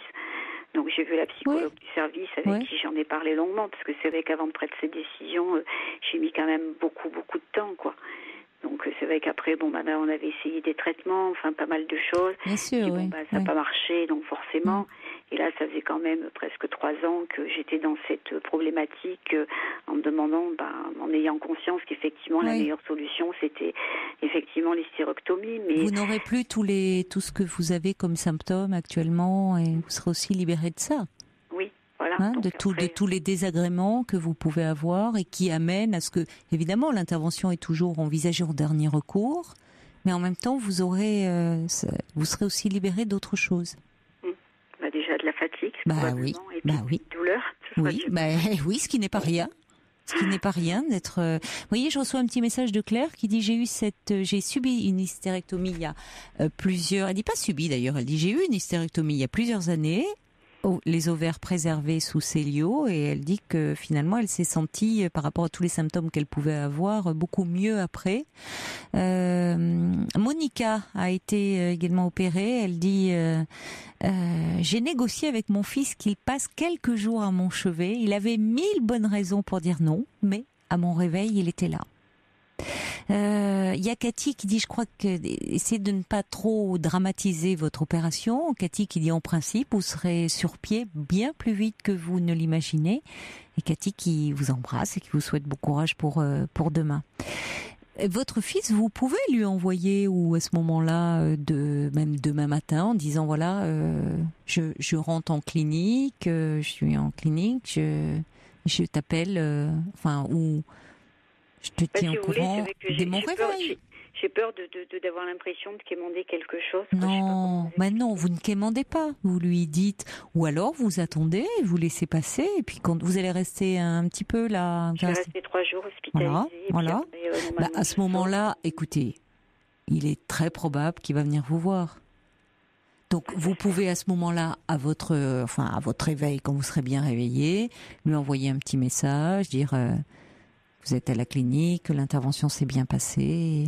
Voilà. Sans simplement même pas quémander, vous lui dites ça, vous lui envoyez un petit message, et je doute qu'il ne passe pas vous voir. Votre fils, déjà, voyez, vous me parliez de l'année dernière où il avait quand il allait pas bien, il s'était un peu replié là. Donc il vous donnait pas de nouvelles, peut-être qu'il voulait pas trop. C'était une façon de vous préserver aussi. Il voulait pas trop que vous lui posiez de questions. Il voulait pas trop.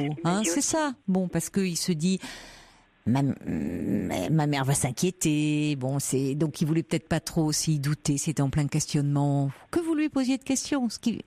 Et là, ce qui s'est passé, c'est qu'il fait un peu la tête. Enfin, il est un peu vexé par rapport à ce que vous lui avez dit de sa copine, que vous appréciez pas trop, et que lui-même, si on savait pas trop, mais que ça va pas avec elle, ou qu'il s'est séparé, il est pas très bien, mais ça remet pas en cause votre relation, parce qu'on sent qu'il y a une relation où il y a du dialogue, il y a de l'échange entre vous. Finalement, c'est pas rien non plus qui vous demande votre avis. Il peut se tourner vers vous, il sait que vous aussi vous aviez très bien fait d'ailleurs l'année dernière de lui dire écoute, donne-moi des nouvelles, parce que rester comme ça sans nouvelles, c'est une source d'inquiétude. Même si c'était pour vous dire, j'ai pas trop envie de parler en ce moment, mais rassure-toi, je te ferai signe. Voilà. C'est ce que je lui avais dit. Puis je me disais là, finalement, vu qu'il donne pas de nouvelles, peut-être que je peux comprendre qu'il soit pas bien. Et justement, j'attendais un petit quelque chose, ou ne serait-ce que pour mais dire. Mais vous savez, il est possible que là. S'il est pris dans ses problèmes de cœur, c'est truc qui peut, parce qu'en plus intervention qui porte sur quelque chose un peu de très féminin pour lui, qu'il ait mis ça qu'il a un peu occulté, et que du coup, la date, ça ne veut pas dire qu'il s'en fiche, mais qu'il a zappé. Peut-être un peu involontairement, inconsciemment, et qui va être désolé quand il va avoir votre petit message, et soulagé en même temps que tout se soit bien passé. Et il va venir vous voir. Elle lui a laissé un message pour lui dire que... Qui ? Ma mère lui a téléphoné, D'accord. Donc elle lui a téléphoné le week-end dernier, donc il lui a pas répondu. Et dans le message, elle lui a réitéré le fait que je me faisais opérer demain. Voilà. Mais alors c'est très bien. Donc il le sait, et je vous dis, il va peut-être venir vous voir, il sera à votre chevet au réveil. Mais peut-être si vous... c'est aussi dans la relation, moi je trouve très proche que vous avez, ou le fait que vous l'avez élevé seul, il prend une place du coup très importante dans votre vie, et du coup y compris dans l'après, je comprends, mais de lui demander presque un peu qu'il soit là, presque à s'occuper de vous. Il faut qu'il fasse, mais un peu spontanément, ou vous pouvez lui dire à ce moment-là, mais sans avoir à quémander, dire écoute, est-ce que tu pourrais me faire quelques courses, mais pas que ça soit quelque chose d'un peu implicite où il sent votre angoisse, et que du coup il a aussi à gérer vos angoisses, sur quelque chose qui reste quand même aussi peut-être un peu tabou pour un fils vis-à-vis de sa mère, voyez. Il y a quelque chose... Là aussi, symboliquement, vous n'êtes pas opéré, c'est pas n'importe quoi, c'est pas les dents, c'est pas, vous voyez, ça peut être aussi un peu compliqué pour lui. Bon. Donc, franchement, là, Il est minuit 33. Vous allez être opéré quoi, 8 heures, c'est ça? En général, oui, c'est 8 heures. Il faut que j'y sois à 7h30. Bon, alors, il est temps de dormir. Vous auriez peut-être dû demander un peu à la clinique, d'ailleurs, quelque chose un peu. Vous savez, ils donnent parfois la veille. Oui, mais ils m'ont donné du Xanax. Eh ben, il faut en prendre un petit peu. Voilà, donc je l'ai pris il y a vers minuit, donc voilà. Bon, donc ça devrait faire effet. Vous allez pouvoir. Voilà, c'est important que vous dormiez un peu. Ça va passer très vite. Vous allez vous réveiller. Vous allez aller à la clinique. Et puis, si ça se trouve, votre fille sera là à votre réveil, hein, où il va venir vous voir. Mais oui, vous inquiétez pas. Et puis il se passe rien de. Vous n'êtes pas. C'est en froid là. C'est juste un petit peu. Bon. Il fait un petit peu la tête par rapport à ce que vous avez dit de sa copine. Merci beaucoup de m'avoir écouté en tous les cas. Écoutez, puis je remercie encore Paul de sa gentillesse. Merci pour Paul. Et puis, écoutez, bonne nuit, reposez-vous bien. Et puis, vous pourrez nous rappeler pour nous donner de vos nouvelles, même pas forcément pour passer à l'antenne, mais dans quelques jours, nous donner de vos nouvelles, nous dire comment ça s'est passé. Avec plaisir. Ou vous pouvez appeler au standard, vous voyez, sans passer forcément à l'antenne, qu'on ait de vos nouvelles. Très bien. Écoutez, merci. Je vous embrasse, beaucoup. Virginie. On pensera à vous tout à l'heure. Merci bien. Au revoir, Virginie. Lenny Kravitz, I Belong to You. Quelques messages qui me parviennent là pour Virginie. Lolo qui dit « Mon fils, c'est un peu comme le vôtre, même âge, jamais de nouvelles. On en a parlé, lui aussi, quand ça ne va pas, silence radio. Après, il s'excuse, c'est comme ça. J'ai fini par l'accepter. » Allez, rassurez-vous, on pensera à vous en tout cas demain, Lolo qui vous embrasse. Et puis, il y a David, et c'est dommage, j'espère qu'elle écoute encore un petit peu l'émission, Virginie, parce que il y a David qui nous a appelé, mais il était sur la route en fait, donc il pouvait pas s'arrêter. David dit « J'ai été opéré du cœur et avant l'intervention, plus de nouvelles de mon fils. Ensuite, il est revenu plus aimant. » David qui laisse son numéro pour vous, ma chère Virginie, donc on vous le transmettra, pas ce soir, on va vous laisser là dormir, vous reposer, mais on vous le transmettra, c'est promis, plus tard.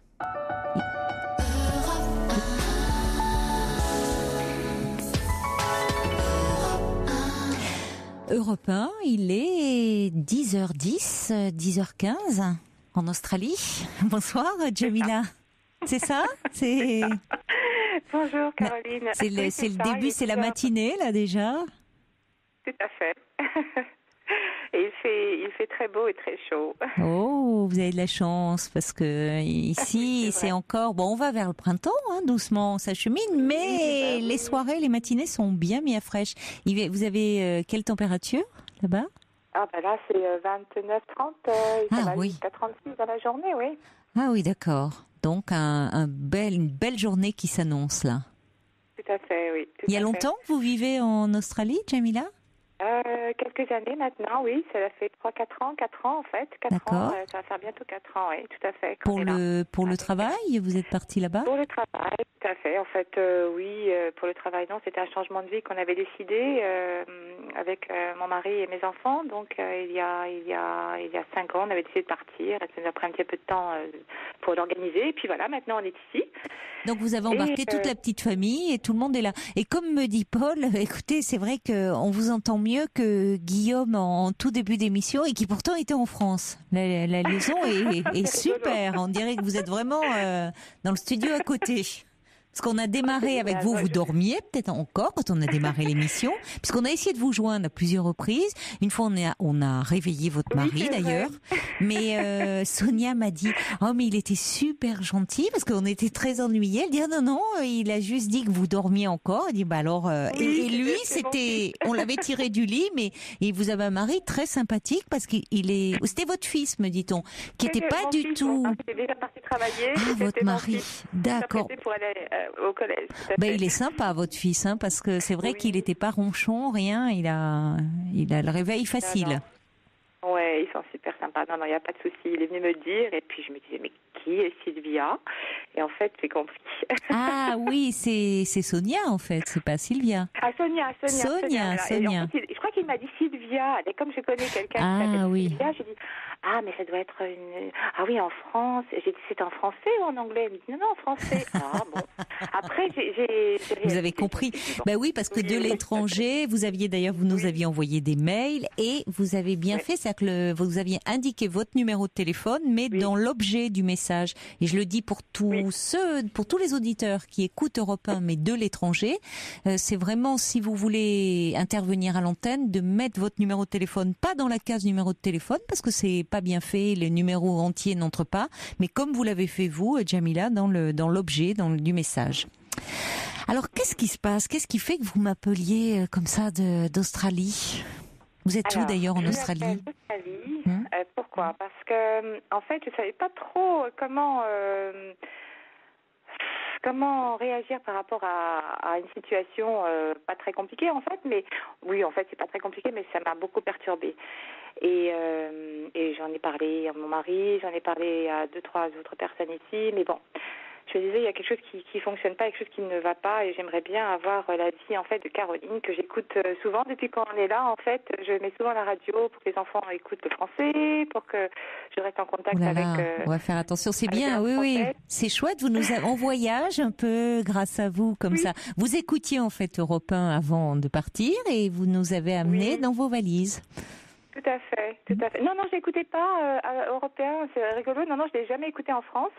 C'est ici, en fait. Je me suis un peu connectée sur des radios et sur des chaînes de télévision françaises quand même pour rester tout le temps en contact avec la France où se trouve ma famille, mes parents, mes frères, mes sœurs, mes amis. Donc, rester toujours en contact. Et pour mes enfants aussi, pour qu'ils puissent continuer à écouter la langue française. Comprends, donc, Et puis un jour j'ai écouté cette émission et je trouvais que c'était tellement bien, enfin votre voix, votre façon de réagir, votre façon de voir les choses.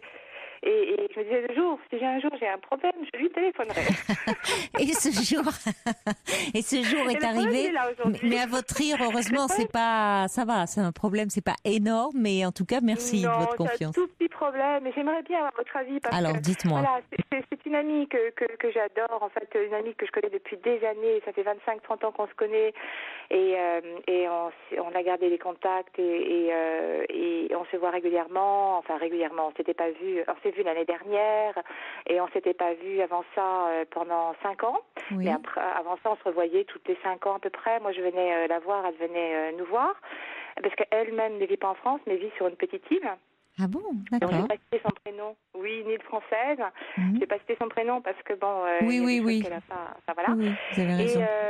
Et donc, elle est venue l'année dernière. L'année dernière, j'avais senti effectivement déjà qu'il y avait un petit souci par rapport à un changement dans sa personnalité qui, pour moi, mon ami, c'était vraiment une personne très dynamique, une battante, une personne qui aime la vie, curieuse. D'ailleurs, je l'appelais tout le temps le dictionnaire ouvert, s'intéresse à tout. Oui. Et puis, l'année dernière, je l'avais sentie un petit peu fatiguée et j'avais senti qu'il y avait des choses qui se passaient à son travail et dans sa vie privée où elle a vécu une séparation. J'avais un peu peur qu'elle aille vers une dépression. Hein. Donc, elle était pas, elle s'intéressait, l'année dernière, quand elle est venue nous rendre visite ici, elle ne s'intéressait pas à grand chose. Enfin, d'ailleurs, elle ne faisait que dormir. Ah oui. Et à un moment, on en a discuté et donc elle m'a dit oui, je pense que je suis en dépression et avant de partir, j'ai dit il faut absolument que tu prennes soin de toi, va voir quelqu'un. Surtout qu'elle sait très bien ce que c'est que d'aller voir quelqu'un elle a fait des études de psychothérapie. En fait, elle est actuellement en cours elle a préparé en parallèle de son travail un master en psychologie. Donc, elle sait très bien que quand on ne va pas bien, il faut aller voir quelqu'un. Donc, elle m'avait dit, oui, je vais aller voir quelqu'un et je vais m'occuper de moi. Puis, elle est partie l'année dernière, on s'est recontacté, on s'envoie tout le temps des petits mots et puis j'avais l'impression qu'elle allait mieux. Et puis, comme elle a perdu son travail, et que là, vraiment, elle pensait sérieusement, en fait, à changer de vie, Oui. Moi, je lui ai proposé de venir voir un petit peu, de passer du temps ici en Australie avec nous, parce que je lui disais, il y a plein de choses à faire ici, avec tes compétences, avec ton expérience, avec tout ce que tu sais faire. Je suis sûre que tu peux faire quelque chose ici. Alors viens nous voir, et puis et tu verras, tu prendras une décision. Donc voilà, elle est venue, mais je lui avais vraiment dit avant de venir, prépare ton séjour quand même, puisque tu parles pas très bien l'anglais, essaye de t'engager sur un cours d'anglais ici. Je lui ai envoyé des devis sur des écoles de langue. Voilà, donc elle est arrivée. Pour moi, elle venait pour apprendre l'anglais, Oui. pour ensuite terminer son master 2 de psychologie ici. Voilà, le but c'était ça, et son projet c'était de venir prendre des cours d'anglais et puis ensuite voir avec l'université si elle pouvait s'inscrire sur un master 2 ici pour finir son master 2 en psychologie. Oui, oui. Et puis voilà, donc elle est arrivée et quand je suis allée la chercher à l'aéroport, j'ai tout de suite compris que ça n'allait pas très très bien, elle n'avait pas très bien voyagé. J'ai mis sur le compte que du voyage. Et puis après, elle est restée à la maison une semaine où elle dormait tout le temps. Mais ça, je me suis dit, c'est normal, le décalage horaire. Il faut qu'elle récupère. Et puis la deuxième semaine, pareil, elle se levait pas le matin. Au début, je me suis dit, bon, je vais quand même peut-être essayer de la réveiller parce qu'il faut qu'elle... je sais pas, au départ, je l'ai essayé. Oui, vous étiez un peu embêtée, quoi. Vous vous demandiez comment faire. Oui, je voulais pas. La brusquer, vous vouliez pas. Oui. Voilà, je voulais pas la brusquer, tout à fait. Et puis, la deuxième semaine passée, troisième semaine, je lui posais des questions et je lui dis ma Sacha, comme je l'appelle tout le temps, qu'est-ce que tu comptes faire, quels sont tes projets et puis, je sais pas trop, je sais plus, je suis perdue. Je dis bon. Elle ne va pas bien. Comment ? Elle ne va pas bien, oui. Non, elle ne va pas bien. Alors moi, je l'ai mis au départ sur. Elle ne va pas bien. J'ai pensé que c'était de l'égoïsme. Là maintenant, avec le recul, je me suis dit c'est pas possible parce que elle se réveillait pas le matin. Oui. Et je lui disais. Bon, allez, lève-toi, moi je travaille pas le matin, on prend un petit déjeuner ensemble, et puis on va faire des choses ensemble. Et puis moi après je vais travailler, mais je te récupère, toi tu peux faire ça, tu peux faire ça, tu peux faire ça. Et puis, elle se levait pas le matin. Donc, oui, même ça qui aurait dû être un moment agréable puisque vous êtes très amis. Le matin, elle aurait pu apprécier ce moment avec vous. Mais en fait, c'est qu'elle ne pouvait pas. C'était pas contre vous. C'est surtout si vous parlez d'un état dépressif. C'est très dur le matin. C'est le matin où c'est le plus dur. Généralement, chez les personnes même en dépression, enfin pas quand c'est trop grave, hein, évidemment, mais l'humeur s'améliore au fil de la journée. C'est-à-dire que vers le soir, vous voyez, ça va mieux. Mais les matinées, les gens ont beaucoup de mal à démarrer, à sortir, à émerger, à sortir du sommeil, à sortir du lit, à se mettre en mouvement. Enfin, c'est très pesant. Les matinées sont très difficiles. Ah oui, surtout que là, c'est vraiment une période de l'année où il fait très beau. C'est magnifique. Ça fait rêver. On aimerait bien prendre le petit déjeuner avec vous, hein, ça c'est clair. Il y a des fleurs partout, des couleurs partout. Oui. Et là, je me dis, puis elle vous aime beaucoup, vous aimez beaucoup, donc. De dans sa chambre et de ne pas sortir de sa chambre et d'avoir le nez dans son iPad toute la journurnée, quoi. Donc. Pourquoi elle est venue finalement alors qu'elle est pas bien? Elle aurait. Là, elle veut reprendre des études continuer ses études de psycho, mais elle aurait besoin là vraiment elle de voir quelqu'un, d'être soutenue par rapport de se soigner. Voilà, exactement. Comment faire? Parce que je crois qu'elle est dans le déni. Et elle me dit, mais tu sais, si c'est une dépression qui n'est pas classique, parce que une fois qu'elle est debout, elle se lève très tard, vers 11h midi, elle va s'habiller, elle va se préparer, elle va se pouponner, elle prend du temps, mais elle va quand même vers l'extérieur et elle a envie de se promener, en fait, juste sans avoir à se poser de questions sur savoir où est-ce qu'on va. Il faudrait juste que je lui dise, viens à telle heure, il faut partir, et puis elle monte dans la voiture, et puis elle est là où elle est, et puis après quand on rentre, elle remonte dans sa chambre, le nez dans son iPad, elle redescend pour manger, et je me suis dit, mais est-ce qu'elle est en dépression, ou est-ce que c'est quelqu'un que je ne reconnais plus, ou est-ce qu'elle a changé, ou est-ce que... c'est tout ça à la fois, peut-être, comme vous le décrivez très bien, finalement. C'est que vous ne reconnaissez plus votre amie très dynamique, une battante, très curieuse, parce que dans ce que vous décrivez, semble-t-il, enfin, et qu'elle dit elle-même à certains moments, c'est qu'elle est certainement en dépression, et donc oui, ça la change. C'est plus tout à fait la même personne que vous avez en face de vous. Ce qui ne veut pas dire que c'est l'état dépressif qui fait ça. Ce qui ne veut pas dire qu'elle retrouvera pas la personnalité qu'elle avait. Mais là, vous voyez, elle a besoin d'être prise en charge. Ça lui fait du bien au fond, c'est vous qui conduisez. Elle se laisse un peu porter. Elle n'arrive pas, elle, pour le moment. Elle peut pas prendre de décision. Elle sait pas où elle va. Donc, vous la prenez en charge comme... Alors, c'est un peu lourd pour vous, évidemment. Hein, oui, évidemment. Je l'ai compris, tout ça. Mais en même temps, elle me demande de lui donner des conseils. Elle me dit, dis-moi ce que je dois faire. Là, je suis perdue, je suis désespérée. Elle me dit désespérée parce qu'elle a perdu son travail, parce qu'elle dit qu'elle est seule, qu'elle n'a pas d'enfant. Et alors, j'essaie de la raisonner en lui disant mais bon, tu peux avoir un travail, tu peux avoir une belle maison, tu peux avoir une belle voiture, tu peux avoir des enfants, tu peux avoir et ne pas être heureuse. Donc c'est pas ça qui est le plus important. Et ça, c'est du basique. Oui, mais pour le moment, elle déprécie tout ce qu'elle est et toute sa vie, quoi. Ce qui est aussi un peu une caractéristique. Je ne sais pas quoi faire parce qu'elle prend les mauvaises décisions. Oui, comme là, donc elle me dit bon bah écoute, j'ai une amie en Nouvelle-Calédonie, je vais aller faire un tour et je reviens. Alors je dis est-ce que tu penses que c'est bien maintenant de dépenser encore de l'argent pour aller en Nouvelle-Calédonie? C'est fatigant en plus. Alors oui, et puis en plus cette personne là-bas n'est pas bien non plus, donc j'ai l'impression qu'elle se sauve à chaque fois je sais pas, elle part dès qu'on lui dit, dès qu'on la met en face de la réalité, elle s'en va. Et elle part. Là, pour moi, j'ai dit, mais c'est ridicule. En fait, tu es bien ici. Tu peux faire ce que tu veux. Elle me dit, oh, mais je vais aller voir. Peut-être qu'ici, c'est trop compliqué parce qu'il faut parler anglais. Et peut-être qu'en Nouvelle-Calédonie, c'est plus facile. On parle français. Donc, elle a repris un billet d'avion. Et voilà. Au lieu de prendre des cours d'anglais ici, elle disait que c'était trop cher. Elle a dépensé plus d'argent en billets d'avion, en fait, que la formation qu'elle aurait pu suivre ici. Mais parce que au fond, elle se sent pas capable certainement actuellement de suivre une formation, d'être dans la durée, dans un projet. Elle est pas assez bien.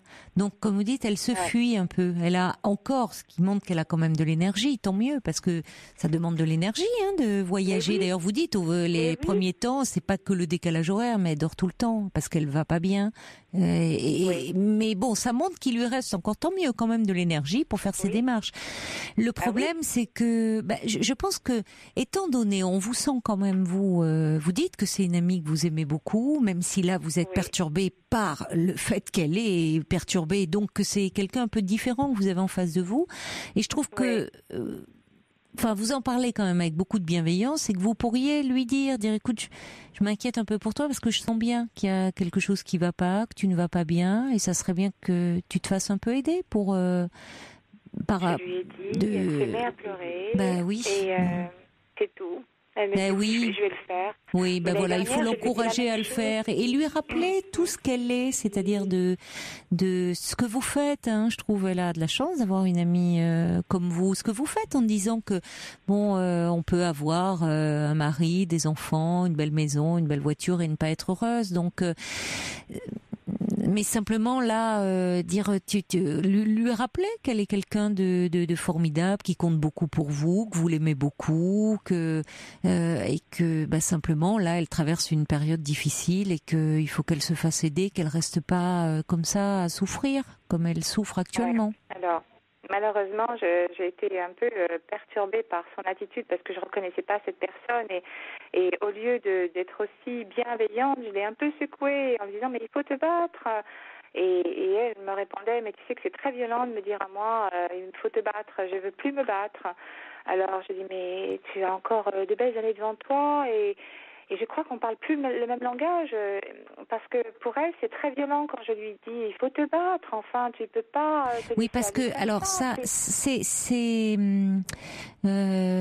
Peut-être que oui, c'est-à-dire qu'actuellement, elle n'est pas forcément en état de se battre. Vous voyez, par rapport au projet, elle n'est pas en état, au fond, d'entreprendre une formation. Elle pourra le faire quand elle ira mieux.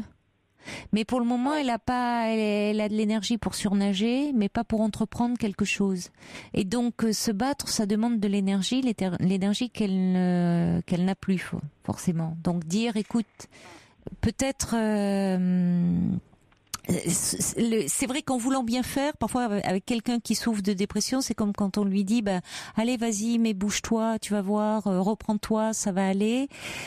C'est pas la volonté qui est en cause, c'est vraiment la dépression. Il y a quelque chose qui est à l'arrêt, quoi. Il y a une perte de goût de la vie, il y a une perte de l'élan même vital. Enfin, et la personne, ça, elle n'y peut rien. Et parfois, elle-même est dépassée par ce qui se passe. Alors, elle a quand même fait des études de psycho, mais entre l'apprendre sur le papier et puis le vivre, c'est autre chose, hein. Et ça prémunit pas, ça protège pas de ça. Donc, au contraire, vous pouvez lui dire en disant, tu t'as plein de ressources en toi. Simplement, un moment là, c'est un moment de ta vie où c'est compliqué, où on sent que t'es malheureuse, que tu souffres beaucoup. Il faut pas que tu restes dans cette souffrance. Il faut que tu demandes de l'aide. Vous voyez, dites-lui peut-être clairement les choses. C'est ça, c'est qu'elle veut pas l'entendre. En même temps, oui, mais elle pleure quand même. Vous voyez, c'est bien qu'elle puisse pleurer. Et à ce moment-là, la consoler en disant, écoute, tu sais, c'est une période difficile, vraiment, fais-toi aider, peut-être prends un traitement, vois quelqu'un déjà dans un premier temps, elle pourrait prendre un traitement, parce qu'elle est peut-être pas en état déjà, elle a pas là, elle peut pas se faire aider avec un thérapeute. Quand on n'est pas faire une thérapie, pas dans sa langue maternelle, ça va pas. Mais elle pourrait peut-être déjà prendre un traitement. Quitte à ce que vous l'accompagniez chez un médecin, où elle pourrait déjà au bout de 15 jours sentir les effets, se sentir un petit peu mieux. Là, c'est vrai que c'est pas quand on est écrasé, mal et que tout nous échappe qu'on arrive à parler. Vous voyez, c'est le temps déjà qu'elle aille un petit peu mieux. Mais c'est vrai que je suis d'accord avec vous, le fait qu'elle parte en Nouvelle-Calédonie, alors bon, en même temps, c'est qu'elle a l'énergie pour le faire. Je trouve que vous faites beaucoup pour elle, mais il faut, à force de persuasion, elle lui dit, écoute, il faudrait peut-être un peu dire, écoute, allez, on va aller voir un médecin, il faut pas que tu restes comme ça, à souffrir comme ça. Elle n'est pas, elle, en mesure de se battre. Je vois parce que malheureusement on arrive à la fin de cette émission, il y a Richard qui dit ça fait du bien ce soleil dans votre voix, c'est une belle énergie qui nous réchauffe pendant ces derniers jours d'hiver. Richard qui dit merci, j'ai passé une agréable soirée grâce à vous. Il y a Yves qui dit ici aussi en Haute-Vienne, vous savez, il fait aussi chaud. 3,0, c'est la virgule qui est froide, dit Yves. Il y a Clélia qui dit oh là là, Jamila, qu'est-ce que vous me faites rêver. Si vous m'invitez chez vous, je me réveillerai tous les matins, je vous préparerai moi-même le petit-déj. Et qu'est-ce que c'est top d'avoir une amie comme vous, dit Clélia. C'est vrai qu'elle a de la chance d'avoir une amie comme vous. Je vous souhaite une belle journée, hein, ma chère Jamila. Merci. Et puis, prenez soin de vous et de votre amie aussi alors. Oui. Tout à fait. Au revoir, Jamila. Au revoir. Merci, au revoir, Caroline. Au revoir. Et coucou à tous les Australiens qui nous écoutent, qui écoutent Europe 1. Je vous embrasse, je vous souhaite une très belle nuit. Il est maintenant 1h du matin à Paris et partout ailleurs, en France. Et je vous laisse en compagnie de Jean-Marc Morandini.